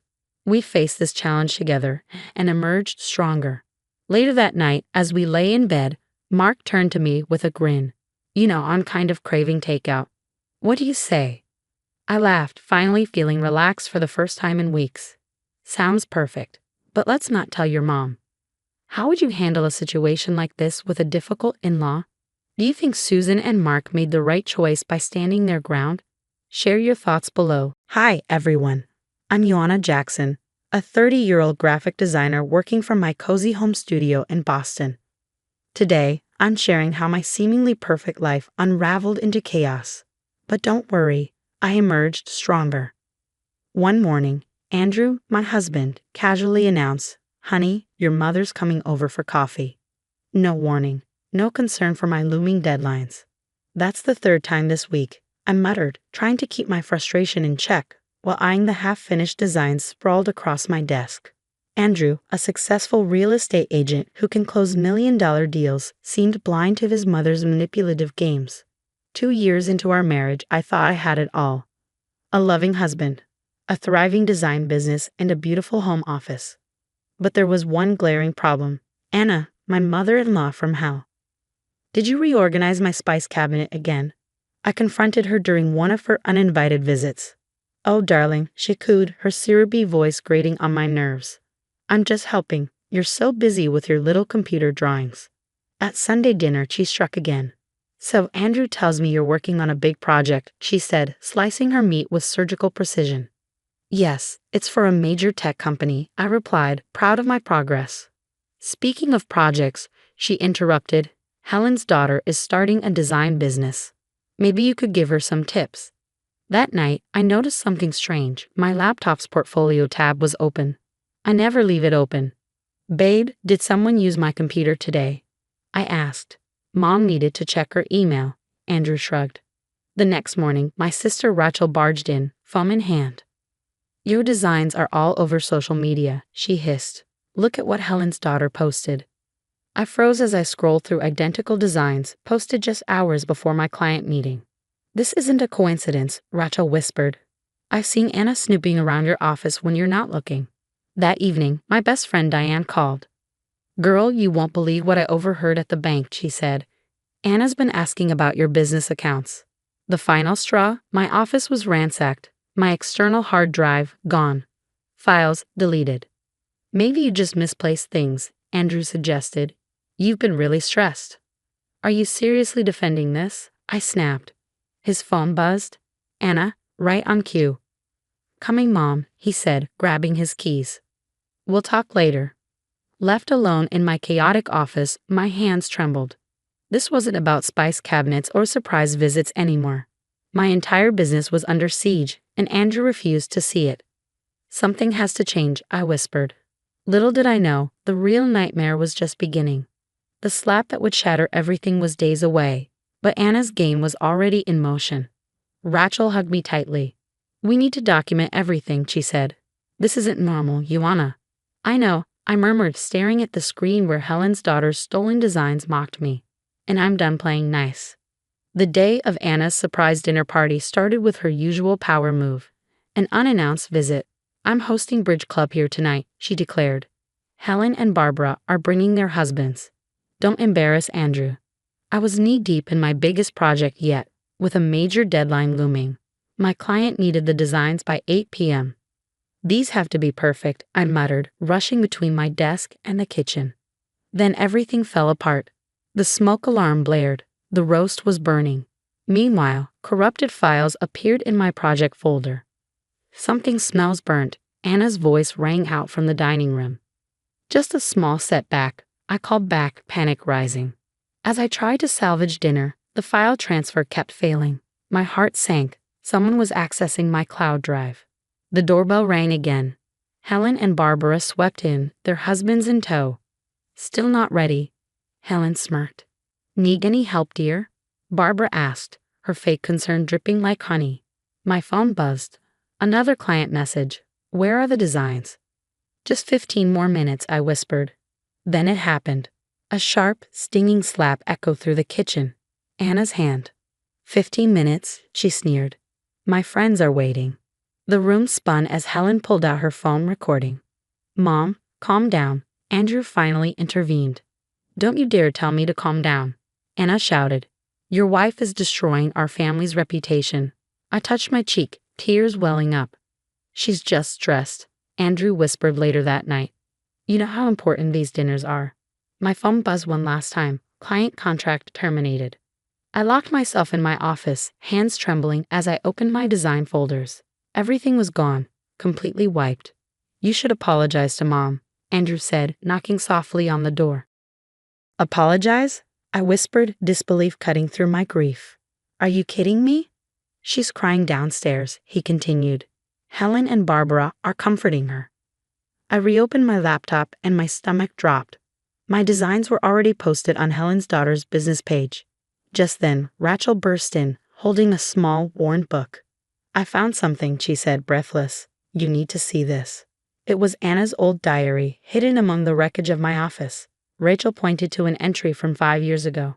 My hands shook as I read. Finally got rid of that gold digger. A few well-placed rumors, some financial sabotage, and she's out of the picture. No one ruins my son's future, except who I choose. This isn't just about tonight, Rachel whispered. She's done this before. And Andrew, he's as much a victim as you are. But that doesn't excuse him. I stared at my reflection in the dark screen, my cheeks still red from the slap. This ends now, I said quietly. For the next week, I played the part of the broken wife, watching Anna's smug face as she basked in her supposed victory. She had no idea I was setting the perfect trap. I think I need therapy, I sniffled during Sunday dinner. Maybe I'm not good enough for this family. Oh, darling, we all have our limitations, Anna said, her smile as sweet as poison. Helen and Barbara exchanged smug glances. That night, I left my laptop open, a folder labeled New Designs. Confidential prominently displayed. Hidden cameras I'd installed captured Anna sneaking into my office at midnight. Got you, I whispered, watching the footage of her copying files. The next morning, Diane from the bank texted me. Anna tried to access your business accounts again. We flagged it. Another message from Rachel. Found the connection. Jimmy the Shark Martinez. Anna owes him big time. Later, I met Andrew's sister, Emma, at a quiet cafe. She hesitated before speaking. There's something you should know about my mother, she said. Remember Lucy, the church treasurer who moved away? What about her? She didn't move. She found discrepancies in the church accounts. Mom made sure she was discredited. The church fundraiser was in full swing when I made my move. Such generous donations, Anna announced from the podium, especially from our anonymous benefactor. Funny you should mention that, I said, standing. The bank has questions about those donations. Anna's face twitched. This isn't the time, she said, her voice strained. It's never the time, is it? I shot back. Just like it wasn't the time when Lucy found the missing money. The room went silent. How dare you? Helen snapped, rushing to Anna's defense. Show them the transfers, Anna, I challenged. Show them where the money really went. Barbara grabbed her purse, ready to flee. You ungrateful little. Anna lunged, but Emma stepped between us. Enough, Mom, Emma said firmly. I found your gambling receipts. Andrew stood frozen as his perfect family image shattered. Baby, she's lying, Anna pleaded, turning to him. Your wife is trying to destroy us. My phone buzzed. The startup using your stolen designs just got served a cease and desist. Check your phone, Hannah, I said, smiling. Helen's daughter is looking for you. Anna's face paled as she read the message. You set me up, she hissed. No, you did this to yourself, I replied. Every file you stole was watermarked. Every secret conversation recorded. Every bank transfer tracked. Emma stood beside me. The church board wants to see you, Mom, she said. Now. Andrew, do something, Anna screamed. But Andrew just stood there, silent, finally seeing his mother for who she really was. Meeting someone later? I asked, feigning innocence. Maybe Jimmy Martinez. Anna's eyes widened in panic. Whispers rippled through the crowd at the mention of the loan shark's name. This isn't over, she hissed, grabbing her designer bag. Actually, it is, I said. The FBI is very interested in those offshore accounts you've been using. As Anna stormed out, her perfectly crafted world crumbling around her, I caught Helen and Barbara trying to slip away. Don't forget your recordings, I called after them. The ones you edited to make me look crazy. I have the originals, I whispered, watching Helen and Barbara leave the church hall in handcuffs. The room emptied, leaving Andrew standing alone. Yuana, he began, his voice uncertain. I held up my hand, cutting him off. Save it. The divorce papers are on your desk. 1 year later, I stood at the podium, accepting the award for Most Innovative Agency of 2024 at the Digital Design Awards. The applause echoed around me, a testament to how far I'd come. As I stepped off stage, my assistant leaned in. Your security system detected movement at the back entrance. I glanced at the surveillance feed. Anna, her once impeccable designer wardrobe was replaced by a worn waitress uniform. She was arguing with security. Ma'am, you're not on the list, the guard said firmly. But that's my daughter-in-law, she pleaded. Ex-daughter-in-law, I murmured, watching her desperation through the screen. My phone buzzed. A text from Rachel. Turn on Channel 7. The breaking news showed Helen and Barbara being escorted from their homes in handcuffs. The suspects are charged with multiple counts of fraud and conspiracy. Another message followed. Andrew, can we talk? I've been in therapy. I understand everything now. I stared at the screen for a moment, then deleted the message. Ms. Jackson. A young designer approached me at the after-party. Is it true about Anna Thompson's gambling ring? Old news, I said, sipping my champagne. Focus on your designs. Emma joined me, elegant in her new business attire. Mom's working at Denny's now. She tried getting help from her old church friends, but they're either in jail or pretending they never knew her. I smiled. What about the loan sharks? They took everything, Emma replied, even her precious china collection. Another buzz, this time from Diane at the bank. Anna tried to open a new account today. Denied. She's on every fraud watch list. Later that night, alone in my office, I opened an email from Andrew's lawyer. Final divorce settlement ready for signature. Without hesitation, I clicked approve. My security system pinged again. Anna was sitting in her beat-up car outside. Should we call the police? My assistant asked. No need. She can't hurt me anymore. I gathered my awards and designs, turned off the lights, and walked out the front entrance. Anna's car was still there, but I didn't even glance her way. Some people call it karma. I call it justice. My phone buzzed one last time, a notification that Anna's latest loan shark victim story had gone viral. I smiled, deleted it, and stepped into my new life. Yet as I reflect, a question lingers. Was I too harsh by refusing Andrew's apology? He grew up under Anna's manipulation and finally broke free, realizing how toxic she was. Breaking generational trauma is no small feat. Some believe it deserves a second chance, especially when someone shows genuine growth. But I chose to prioritize my peace and success over reconciliation. What would you have done in my position? Could you forgive someone who enabled years of gaslighting and emotional damage? Or do some bridges, once burned, deserve to stay in ashes? Share your experiences and thoughts in the comments. Have you ever had to choose between forgiveness and self-preservation? How did it turn out? If my story resonated, consider hitting that like button and subscribing for more real-life stories about standing up to toxic people and choosing yourself. Sometimes the strongest thing we can do isn't fighting back. It's walking away and never looking back. Hi everyone, I'm Natalie Wan, a 28-year-old marketing executive at Thompson & Partners. Today, I want to share how my brother's wedding turned into a nightmare and uncovered years of toxic behavior within our family. Life hasn't been easy for us. When our mom passed away from cancer, I was 16 and my brother Lucas was 20. Dad worked 2 jobs to keep us afloat, so I stepped up to help raise Lucas.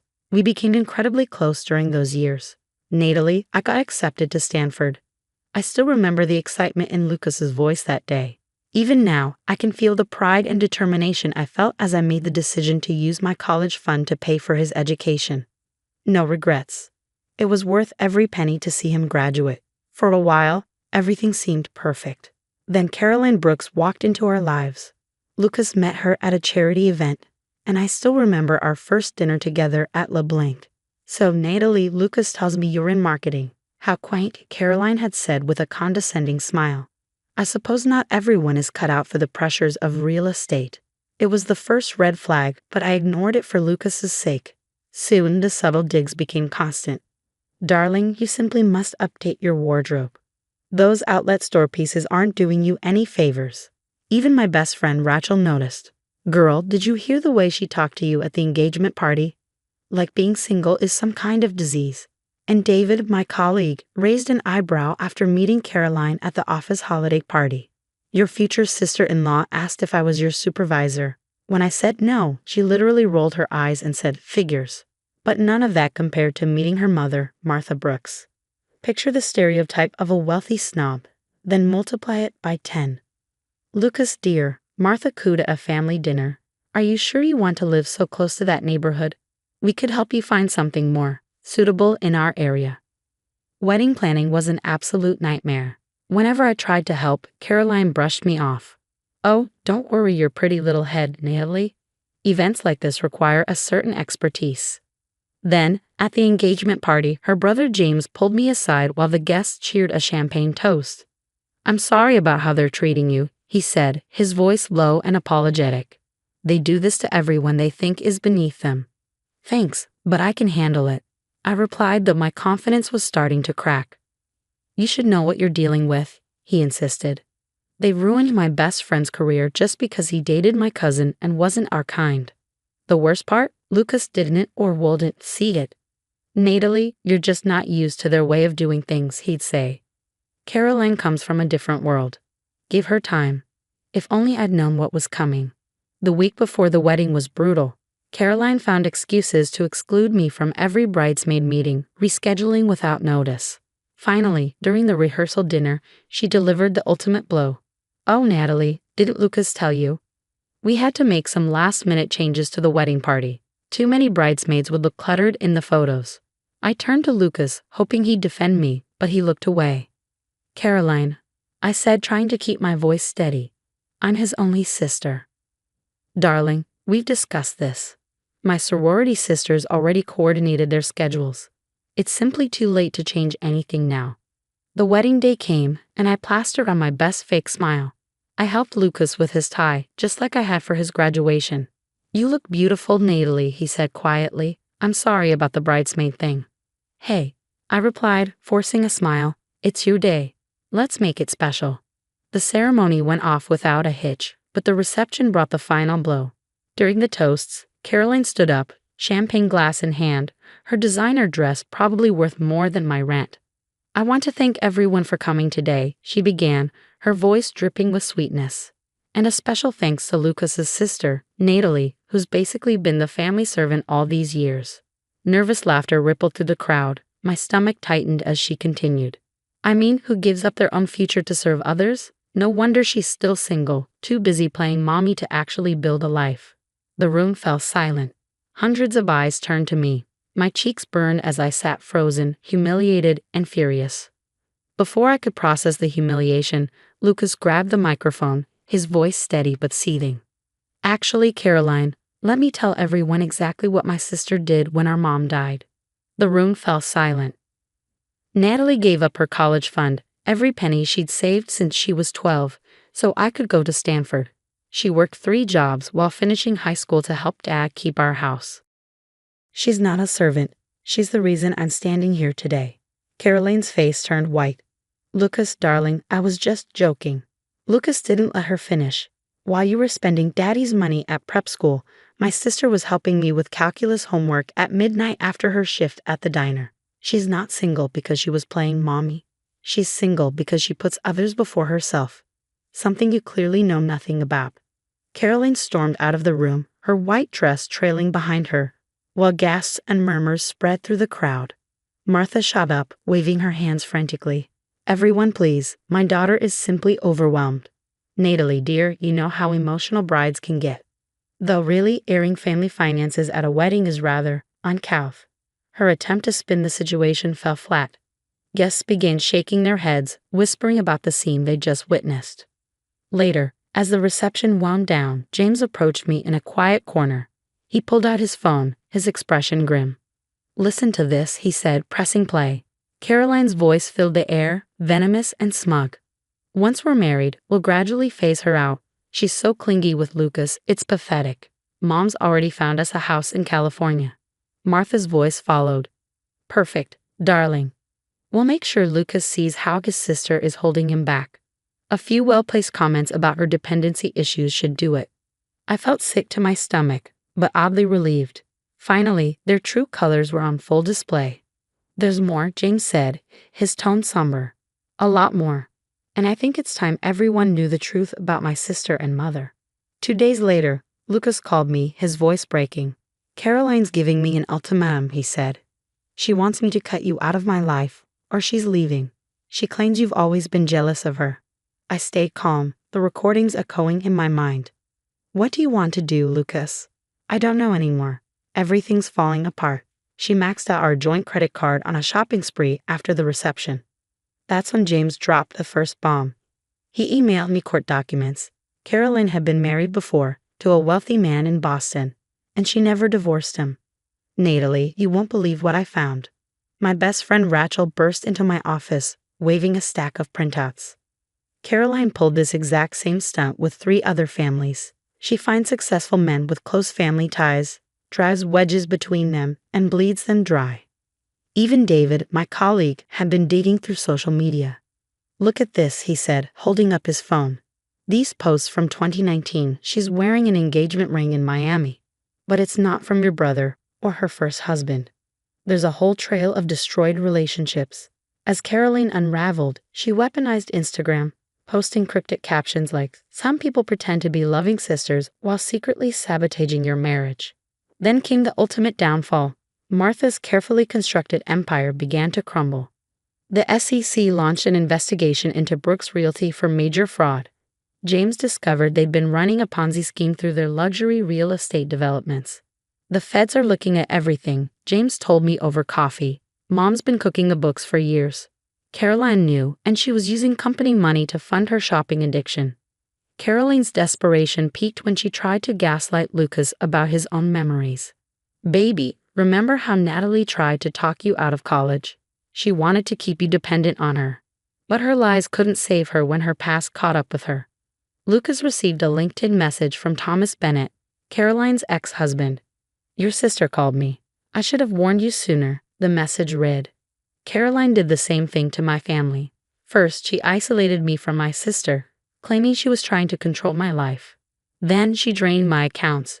She told everyone my sister was spreading lies about her. By the time Lucas realized everything Kate had said was true, it was too late. Caroline had already moved on to her next target. She hadn't even bothered to file their divorce papers.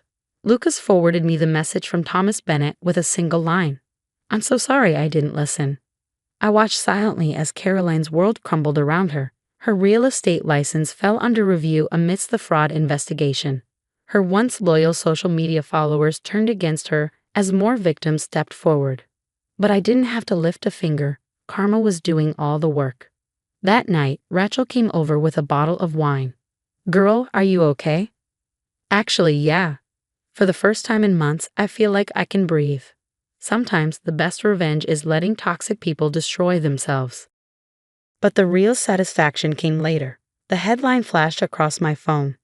Brooks Realty CEO arrested in multi-million-dollar fraud scheme. Martha's mugshot was everywhere. Gone were the designer suits and her trademark superior smirk, replaced by an orange jumpsuit and smeared mascara. The fallout was swift and merciless. Thomas Bennett went public with his story. She was already married when she married Lucas, he revealed. Can you believe it? Whispers in exclusive country clubs turned into roars. Caroline's carefully curated image shattered like cheap glass. Then Lucas called me, his voice trembling. Natalie, she took out loans in my name, credit cards, personal loans, everything. She forged my signature. I'm looking at almost $300,000 in debt. Caroline's final desperate move was as predictable as it was pathetic. Natalie orchestrated this whole thing.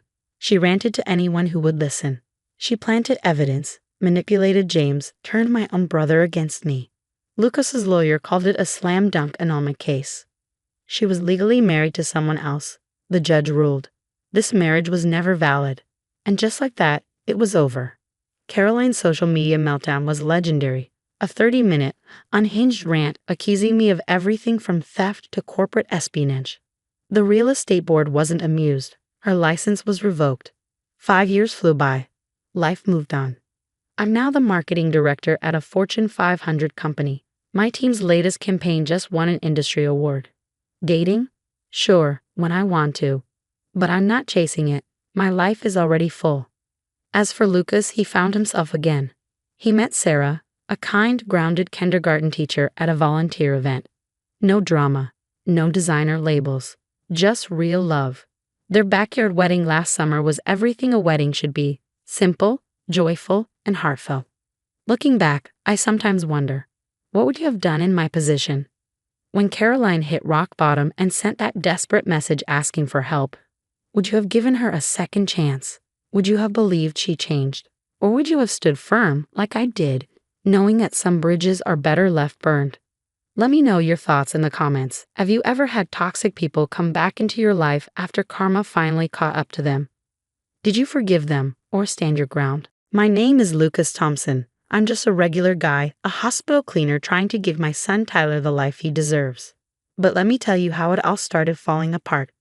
Mr. Thompson, you're doing an amazing job as always, Maria says, watching me sanitize the emergency room for the third time today. She's one of the few nurses who sees me as more than just the guy who mops the floors. Thanks, Maria. Got 2 more hospitals to hit after this one. I glance at my watch. It's 2 p.m. and my shoulders ache from the morning shift at Central Hospital. But I can't stop now. The private medical center is next, followed by the night shift at Children's Hospital. You're working yourself to death, man. James, my buddy from the cleaning crew, says with a shake of his head. When's the last time you ate something? I'll grab something later, I reply. The truth is, I've been skipping meals to save every penny for Tyler's college fund. Your dedication is remarkable, Dr. Peterson comments as he passes by. Most people couldn't handle 3 shifts. His words bring me back to 15 years ago, the day Rachel dropped the bomb. I can't do this anymore, Lucas, she'd said, her suitcase already packed. Marcus can give me the life I deserve. What about Tyler? He needs his mother. Marcus Thompson is a successful businessman. Tyler will have better opportunities with us. I didn't beg her to stay. Instead, I threw myself into raising our 3-year-old son alone.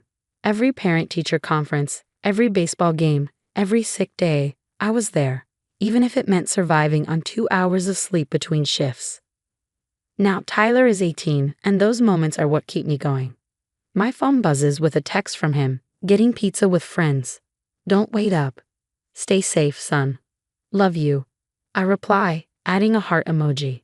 Still, I can't forget what I overheard last week. Tyler telling a friend, Dad's just a janitor. The embarrassment in his voice cut deep. But I get it. What teenager wants to admit their father scrubs floors for a living? Your son's lucky to have you, Lucas, Maria says, breaking my thoughts. Sometimes I wonder if it's enough. I admit, adjusting my cleaning cart. You've saved, what, $50,000 for his college? $53,822 to be exact. I force a smile. Every overtime hour, every skipped meal, every penny I've pinched, it's all in that account. James whistles. That's impressive, brother.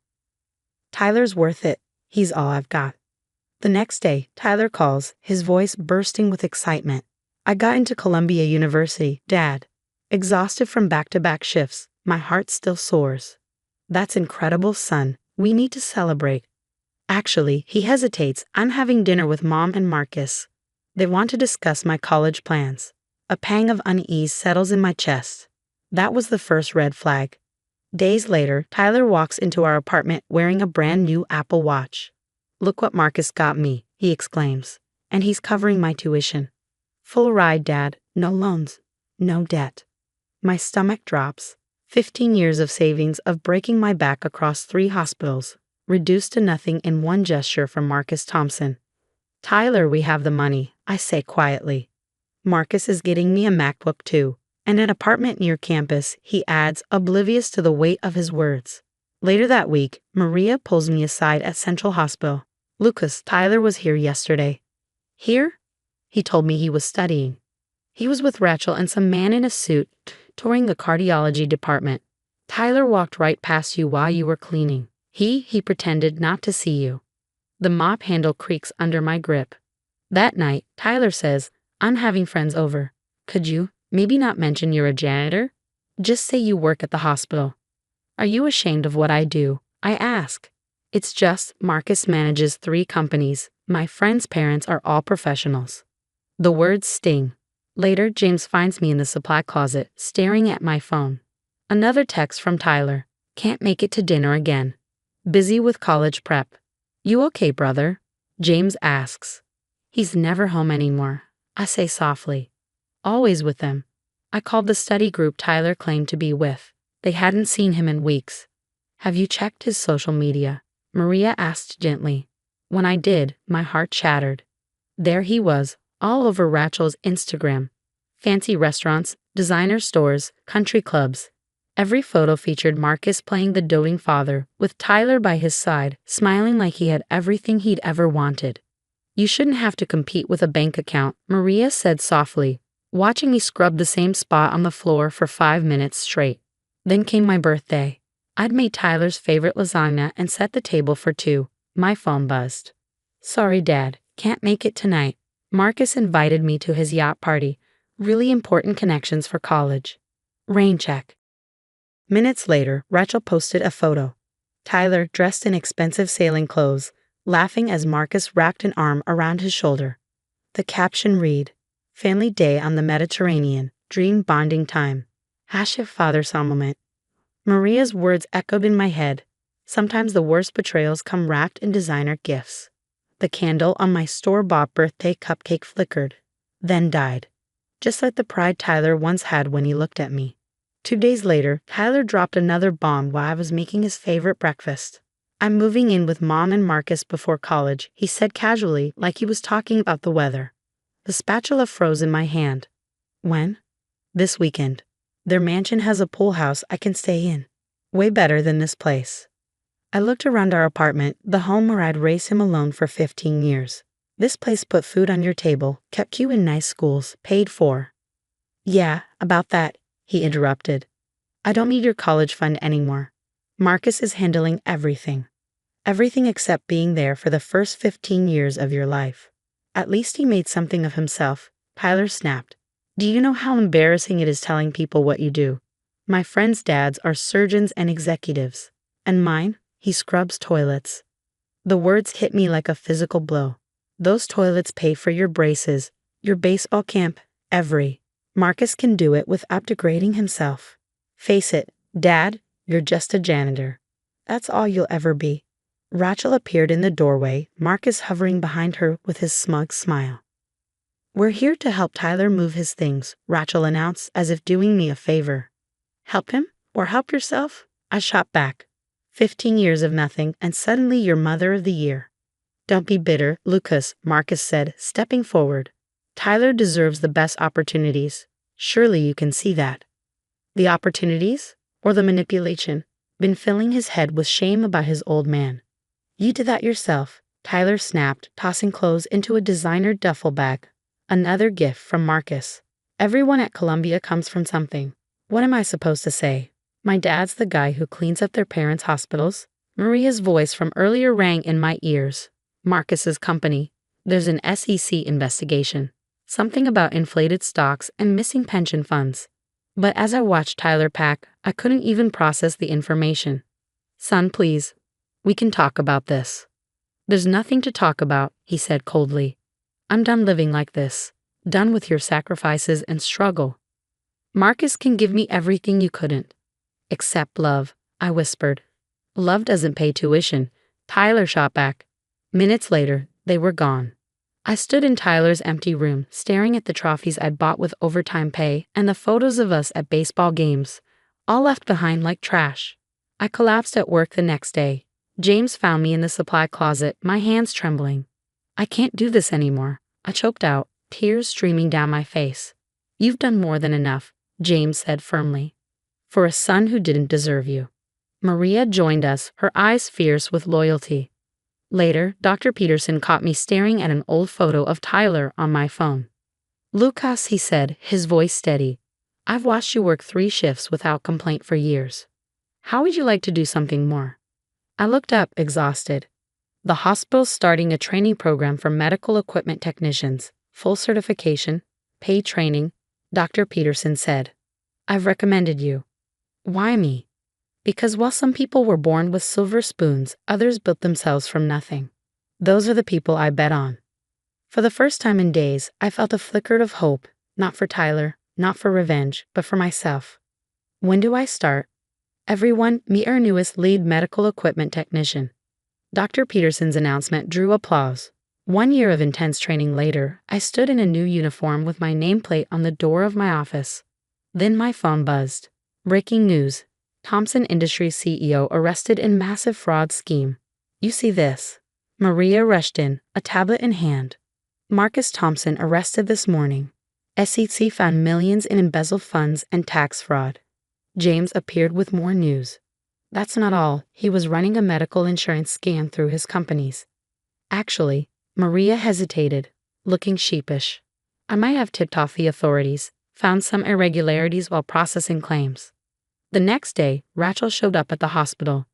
Gone were the designer clothes, her face was bare, her expression desperate. Lucas, please. Everything's gone.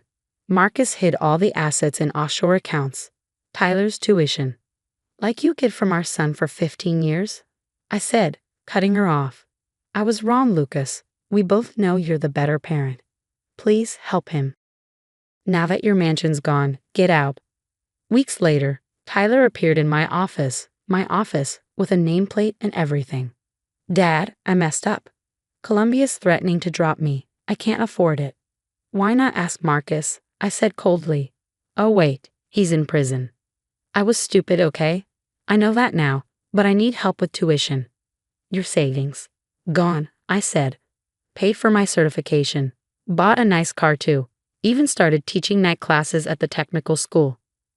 Please, Dad. I'm working at a gas station, living in a dump with roommates. This isn't the life I'm supposed to have. No, I said, meeting his eyes. It's the life you chose, just like I chose to better myself instead of bitter myself. Now, if you'll excuse me, I have students waiting. That evening, I taught my class, sharing hard-earned lessons with eager students.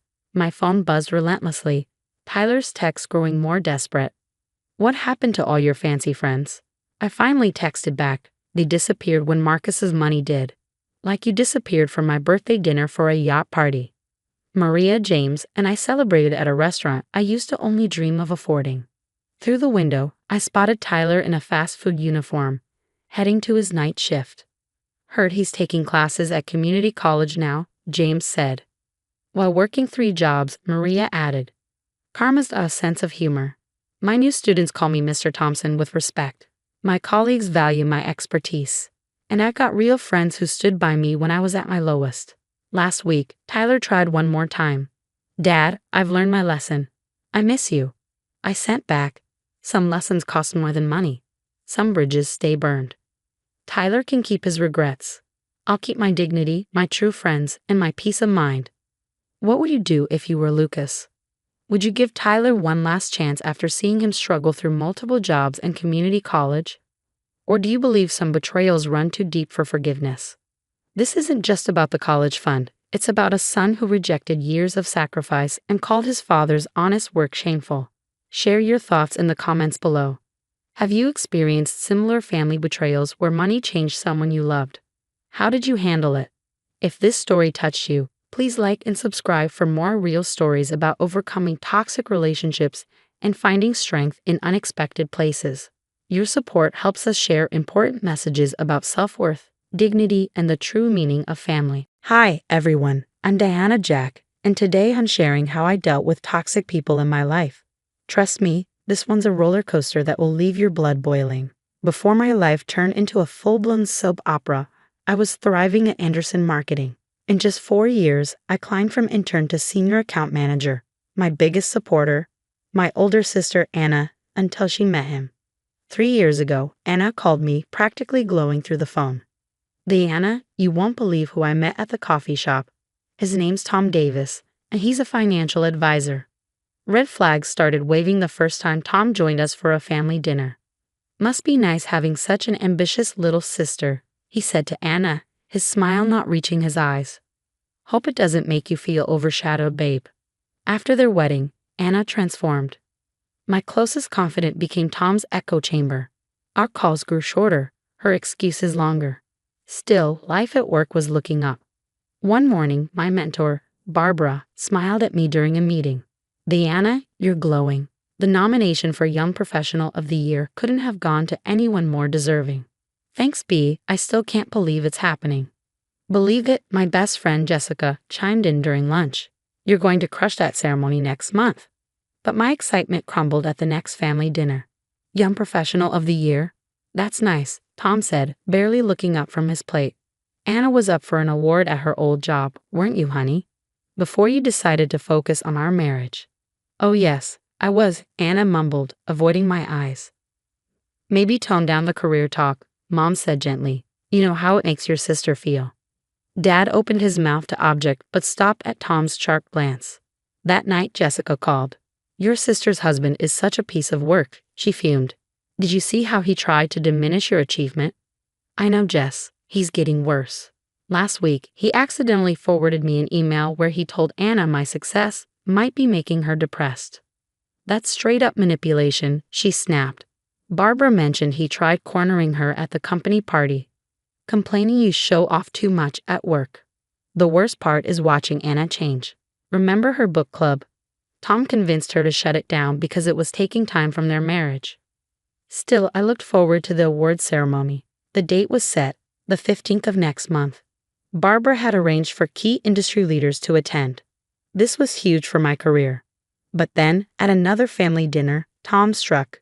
"Everyone, Anna and I have an announcement," he said, grinning smugly. "We're planning our 3-year anniversary celebration. It's booked at the Golden Rose venue for the 15th of next month." My fork clattered against my plate. That was the night of my awards ceremony. "Tom," I said, keeping my voice steady. "You know that's the night of my—" "Oh right, your little work thing," he interrupted. "Well, family comes first, doesn't it? Anna would be heartbroken if you miss our special day. Right, honey?" Anna looked down at her plate. "It would mean a lot if you were there." Days later, my phone buzzed with a text from Mom. "Diana, please don't create drama. Your sister's marriage should take priority." I called Jessica, pacing furiously. "Can you believe this? He deliberately picked that date." "This is out of hand," Jessica said. "By the way, Anna's college roommate, Kate, called me. Apparently, Tom's been telling people you've been jealous of their marriage since day one." My blood ran cold. "He's what?" "That's not all," Jessica continued. "Kate said she tried visiting Anna last month, but Tom told her Anna was too busy for old friends." The sound of my office door opening startled me. Barbara stepped inside, her brow furrowed. "Diana, you look upset. Is everything okay?" I couldn't hold it in anymore.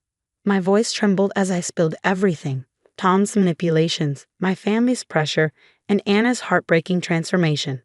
Mom's already texting me about family loyalty, and Dad just sends these sad face emojis. Barbara leaned forward, her expression firm. "Listen to me. This award could open doors for you. Don't let anyone dim your light." That evening, Anna called. "Tom says you're being difficult about the anniversary party," she began hesitantly. "Anna, he knew about my ceremony. He did this on purpose." "Why do you always think the worst of him?" she snapped. "Maybe if you had someone special in your life, you'd understand." I blinked, stunned. "Are you serious right now? What happened to the sister who drove 3 hours to cheer me up after my first failed presentation?" Silence. "Remember when you wanted to start that literacy program, but Tom said it would interfere with his networking dinners?" I pressed. "That's different," she whispered.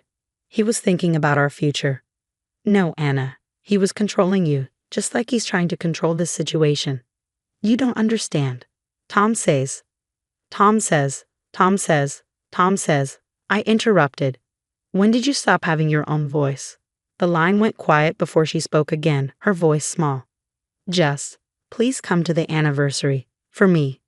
I took a deep breath, steadying myself. "I'm going to my ceremony, Anna. I've worked too hard to let anyone take this from me, even family." After hanging up, another text arrived from Mom. Your sister's crying. I hope you're happy.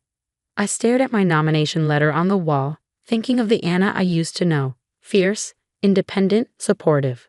She was still in there somewhere, but I couldn't set myself on fire to keep her warm. I texted Jessica. I'm going to my ceremony. Her reply was immediate.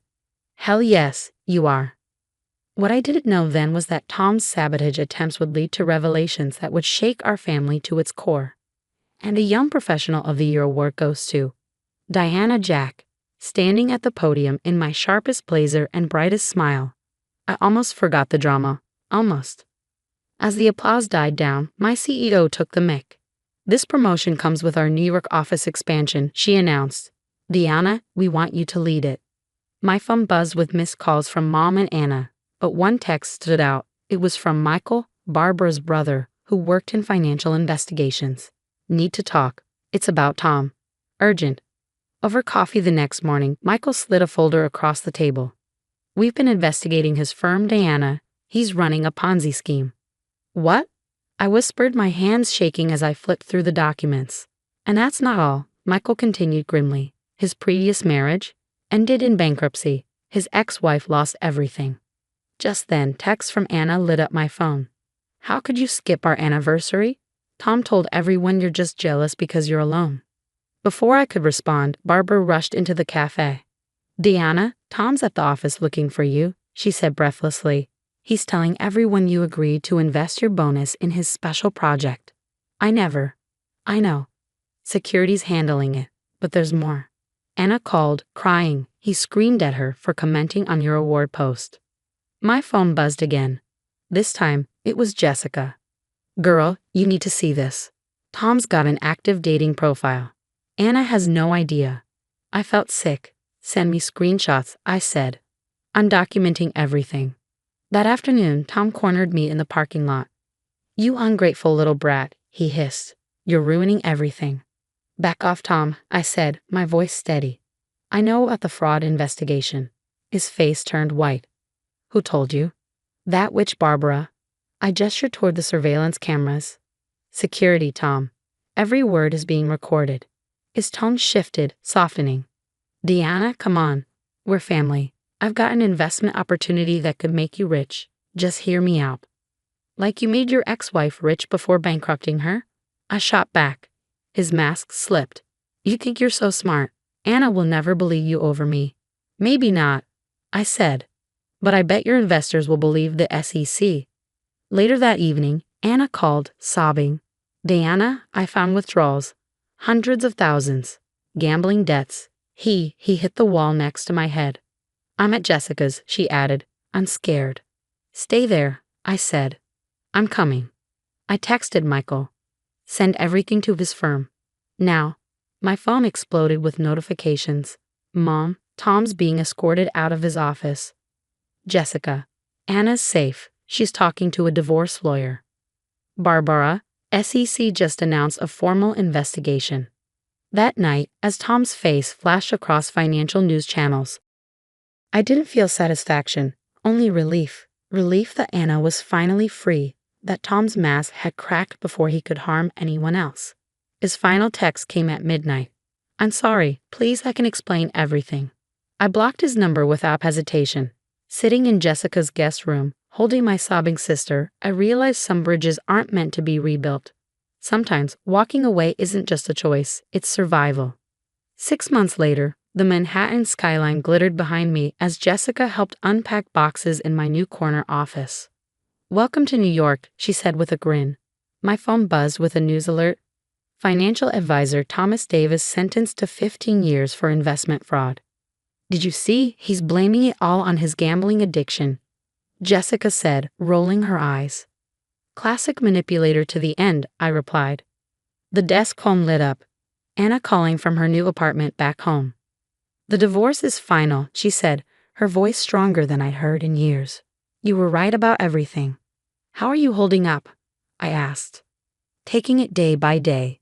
I started counseling, and I'm thinking about restarting my book club. Later, Mom and Dad called on a conference line. Diana, honey, we're so sorry, Mom's voice cracked. We should have seen what he was doing to both of you, Dad added. We were blind, but we're learning to speak up now. Barbara and Michael knocked on my office door, ready to escort me to the investment conference. Time for your speech, Barbara said, smiling proudly. Standing at the podium, I looked out at the audience, faces that represented different parts of my story. Jessica filmed from the front row, Barbara beamed with pride, and Michael gave a subtle thumbs up. Success isn't just about climbing higher, I began. It's about lifting others while maintaining your boundaries. Later that evening, I received a photo from Anna. She was at her first solo art exhibition. My own dreams now, her text read. Thank you for showing me how. Back at my apartment, Jessica pointed to an envelope on the coffee table. Another award, she teased. Industry Leadership Excellence, I confirmed. Ceremonies next month. Think Tom will schedule another anniversary party? She joked. He'll be too busy with prison anniversaries, I quipped. My phone buzzed again. Headlines about Tom's sentencing, followed by a text from Anna. He's really gone. I feel free. Jessica glanced up from her phone. Your sister's story inspired 3 women in her support group to leave their controlling husbands. That group is growing. Barbara called shortly after. They want to feature you in Women in Leadership next week, she said. Ready to tell your story? I smiled. I already am. Before bed, I deleted the last traces of Tom from my phone. His contact, old messages, everything. As I hit delete all, Anna sent one final text. He asked Mom to beg me for another chance. Says he found God in prison. My reply was simple. Block him. Her response came quickly. Already did. Some chapters need to stay closed. Looking out at the city lights, I realized success wasn't just in the awards or the corner office. It was in the boundaries I'd drawn, the sister I'd helped save, and the strength we both found. What about you? If you were Anna, would you read Tom's letter seeking forgiveness, or shred it like I did? Have you ever had to choose between family loyalty and your own well-being? Share your thoughts in the comments below.